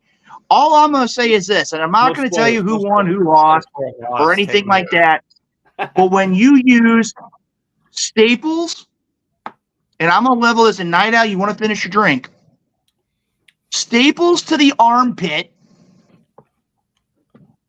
then lemon juice to the armpit after putting the staple in. I think and then I forgot what it was. He dumped close to a full container of salt on an open wound on Matt Riddle's foot. And then there was broken glass mixed with it on like the freaking mat, like on the ring. It was insanity. So on the mat ring. Out the lemon, and it was like it landed out near the crowd, and nobody wanted it. You can't fake that. No. That was the thing, Renee. You mentioned this halfway through the show. And the real experience was when I finally got down and I was able to get really close to the ring. They just let me and I was able to fist bump Matt Riddle. And then it was like being able to chant. I got lost in the moment. I was yelling at Sami Callihan. I called him gutter trash. I was like, "You're nothing but garbage. You're nothing." Living out the dreams, man. That's what it's all about. This guy's a Hall of Famer. This guy's a Hall of Famer. This guy's running his own promotion. This guy's hanging out with Matt Riddle and Alex Kane. I'm super duper jealous all the time. I mean, pro wrestling really is special that way. It really is. It allows you to live out dreams like that. And then Skywalker, you got to see your cousin perform for one of the most get it straight. It's my nephew, not my cousin. It's my nephew. He's going to come on this program and tell you what it is if you don't make sure you get it right, because he is the tiniest rock star on the planet. Well, there's no question about it. But hey, everybody makes mistakes, guy. My bad. Listen, Micro superstar Ivar, a former guest of the show, longtime member of the Wrestle Talk family, bro. The fact that you got to see him perform in your backyard, from seeing him ringside at WLW all the way up to, let's be honest, Micro Wrestling, since it showed up on Discovery, fellas, one of the hottest promotions in the world. And speaking of relationships, we have a great relationship with Micro Wrestling as well. We had a ton of their superstars here on the show. Some of the very best. Pinky was on here. I mean, we've been so blessed. We've been so blessed. But Skywalker, what was it like seeing Ivar in action there in the St. Louis area recently, man? You had to be super proud of your nephew. Well, I got to tell you right now, Night Owl, it was awesome. I mean, again, to be the idea of it, and a lot of people don't know that Ivar spent a lot of his early days here in the greater St. Louis area. I mean, he went to, he did a lot of dealings with commentary back when he was in high school. He went to college here. He had an opportunity, like I said, he started out in WLW and he's made the journey. And one of the things that just totally took me by surprise, I think I shared it with a couple people. I was sitting in the crowd and I was like, hey, I'm just a fan. I want to enjoy life. I was enjoying the evening. And then as Ivar starting to sing, he acknowledges that I'm there. And he was the first one, with the exception of the Wrestle Talk podcast, to in a public domain acknowledge me as a Hall of Famer. And the crowd reacted for it. And I was just like blown away at the reaction. And Ivar delivered as he always does. And I mean, again, from top to bottom, when getting an opportunity, I got to see Jamaican Joe get to compete for the first time, and it was phenomenal in the ring, taking on Ben Urkel. I got to see a relative newcomer to Micro Wrestling, that being Gomez Jr., take on Micro Suave, a man who's really doing everything he can to irritate people as of late. Got to see Little X take on Little Miss, and I got to see Heavy Metal Mario take on, and I'm going to do a very bad impression, take on our boy Hot Rod, who actually, I'm going to level with you, Night Owl. We are in negotiations with Hot Rod about hopefully getting him on the program before episode 500 here on the program. I mean, again, from top to bottom, and I got to give the management of Micro Wrestling, I want to give them a big shout out. A lot of great fans. And actually, just like Arsene was talking about, we do have a little bit of exclusive Wrestle Talk podcast content, which will be dropping soon on the Wrestle Talk social media. An opportunity for myself and Ivar. And he got an opportunity to meet one of his most dedicated fans who was in attendance. I mean, it was a young man wearing an Ivar shirt. And I mean, we literally had to, we almost had to call security because this man, this young man was really just a diehard Ivar the Micro fan. But I'm going to tell you right now, if you haven't got a chance, microwrestling.com, get their app, follow on social media, microwrestling.com. Make it a point to check them out. And again, want to thank the management of Micro Wrestling. Want to thank the management of MLW, who continues to work with us. And Night Owl, I'm just going to level with you. With the momentum we've had as of late, 500 is on the horizon. Speaking of which, hey, hold on real quick. Speaking of which, my people that are watching and everybody who's hosting, everybody else involved, can you please hit the like button? Can you please hit the heart? Can you please hit the share? I don't care if you're a host or a guest or a audience member, or if you just happen to hit us on accident. Please just take a moment, hit the like, hit the heart, hit the share button. It's super duper important that we get this message out. Why? Is it because we need more views? No. It's because listen, with what we announced earlier with Jeff Hyde, the conversation we just had with Big Daddy P, the experiences that Gabe and Luke Roberts just have. I mean, like, why wouldn't you want to share this with your pro wrestling family? I mean, as a matter of fact, if you feel like there's somebody out in the pro wrestling world that needs to be acknowledged, a guy that's maybe just getting a start, or somebody's toward the end of their career that hasn't got their flowers, hit us up. Any one of us. Myself, Hardcore Hoss, Luke Skywalker Roberts, Jeremy Carr, Big Daddy P, DeJuan Mills, any one of us that are regular parts of the show, hit us up, man. We want to give our flowers to people, not posthumously, even though we do that every single time when we do birthday parties, bro. Bar mitzvahs, bro, quinceañeras, hey, I'll show it with my microphone, baby. We'll be ready. Well, guys, I'm just going to level with you too as we're taking care of things here. We're getting so close. And again, I can't believe I'm saying this, gentlemen, but looking at it, 2 months from tomorrow, 2 months, Wrestle Talk fam, 2 months to episode 500. And I'm going to tell you right now, and again, I don't want to hit the breaking news. Catch a Spirit flight, bro. You got to come to the Lou for that, bro. We will definitely talk about how to get you up here. Oh, we got to make this happen, dog. Yeah, we'll give you an idea, gentlemen. And I know we've had the discussion. I'm going to tell you right now, after a conversation I had earlier today, I'm going to tell you right now, and the Night Owl knows this, and I think that Hardcore Hoss and our scene knows this. One of our special guests on episode 500,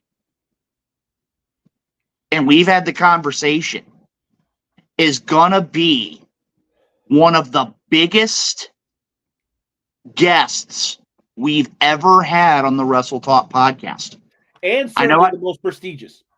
That is true. That is true. And I mean, again, when you see all the things that are coming down with episode 500, 2 months from tomorrow, and I'm going to tell you right now, I've been talking with the Night Owl, we're going to make sure that going into episode 500, and as Hardcore Hoss has talked about in the past, we're nearing our 10-year anniversary as well.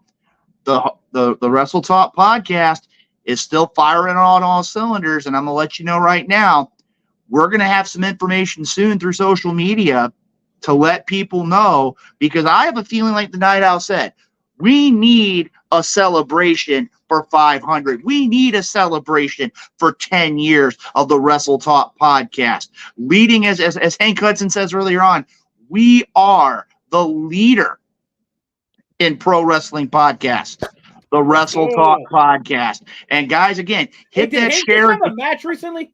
Did Hank just have a match? I'm going to have to do a little bit of research here. Didn't Rock Riddle just have a match recently? Isn't that insane? And I know we were talking about it earlier on, too. Next month, Dory Funk is getting back in the ring. Dory Funk, 83. And he can still look at Gabe's face. Gabe, elaborate on your face, bro. Why does that make you like, what was that face? Come on, tell us. It's a very high number. Like, well, Gabe, we saw what happened to Ric Flair, and he's not like Gabe. I'm gonna level with you here. When Dory Funk Jr. in his 80s is able to get in the ring and still show wrestlers at the Funkin' Conservatory how it's done, I'm gonna tell you right now. He stunned people back at Slamboree 30 years ago with his ability, and he can still go. And I'm going to tell you right now, if you have an opportunity to catch him, it's going to be, I think it's FMW. Bro, he ain't lying. You know what I seen kill it? What's my man's name? Ricky Morton from Rock and Roll Express, bro. My man's got to be close to 70 years old, and he's still out there rock and roll. Rock and roll, bro. Gabe, do not sleep on these OGs, bro. They put together some of the dope. You know who put together a great match back in the day? What was his name, Rob? He was around probably up to about 5 years ago. I want to say Bobby Bryan. He worked with Mike Outlaw for a while down at Scott and Mike Pettis down there. He showed up at Metro Pro dressed as Santa Claus with Ace Steel's wife, man, with Lucy Mendez. Help me, bro. He's a legend. Pro wrestling legend. Are we talking? The one that's popping in my head, Bobby Eaton? Bobby Eaton, bro. Bobby Eaton. Still wrestling late in his career and putting on great matches, bro. So don't sleep on the OGs, Gabe. That's all I'm going to say. Just don't do it. I never want to sleep on the wrestling lines, man. Like, I'm just 83, saying. 83 is a little bit crazy, though. I'm with you, though. It's a little crazy. I just don't. Well, you know something, guys? Is that a record? The ropes don't hurt yourself. That's is that all. a record, Skywalker? Would that be the oldest person ever to have a pro wrestling match? Is that some sort Somebody's of got to be like 100? I have to look at it because I know Fez is in the discussion as well. But I mean, again, I'm going to tell you right now. That's what's cool about professional wrestling is wrestlers who can still go can deliver inside the ring. And you know what?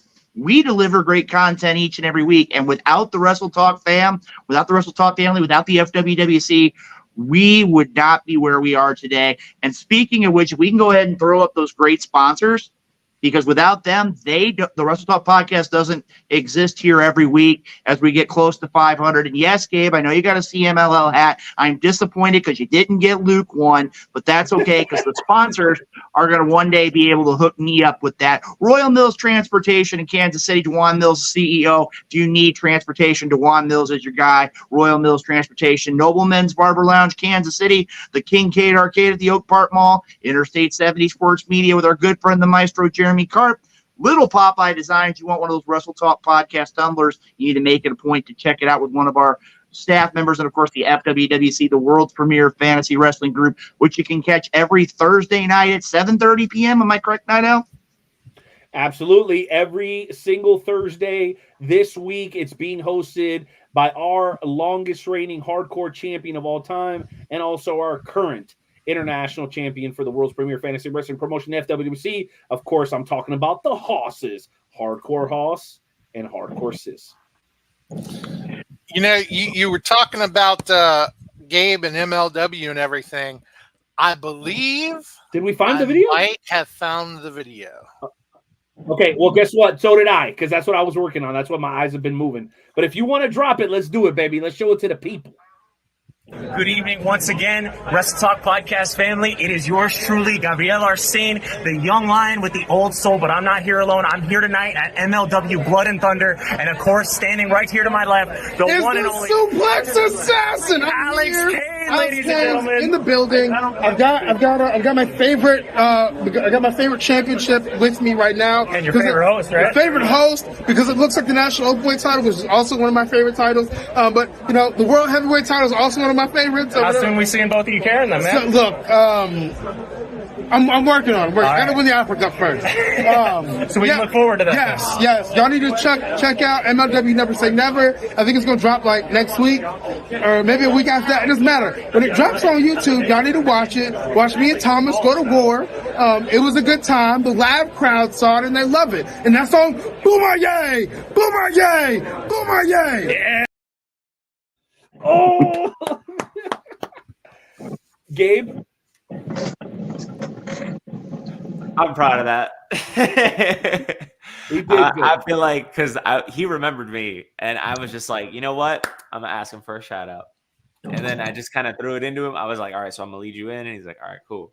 And then I took a photo with Delmi Exo after. But Kane was, he was on it, and him and Thomas tore it up. It was a really good match for the Opera Cup. I want to see what happens going forward, though, because there's potential for Alex Kane versus Kenta, and I don't know what that spells, but I'm curious. Oh my gosh, that's finals material. But and you know something, Night Owl, as you're sitting there and you're about ready, I don't know if you're going to cry or you're going to scream. No, the G1's right around the corner too, bro. So I'm like, yeah, bro, the rest is popping off right now. I'm so excited. Congratulations, Gabe. You know I got to give you shit for being a mark, but you did it. Can we give Gabe a round of applause for representing the Wrestle Talk Podcast at MLW? Come on, Johnny. Even you. I know you're busy down there. Like at the highest level, ladies and gentlemen. Bro. You're the ultimate mark. And I'm going to say this. I like do-rag and bandana Arsene. I like that.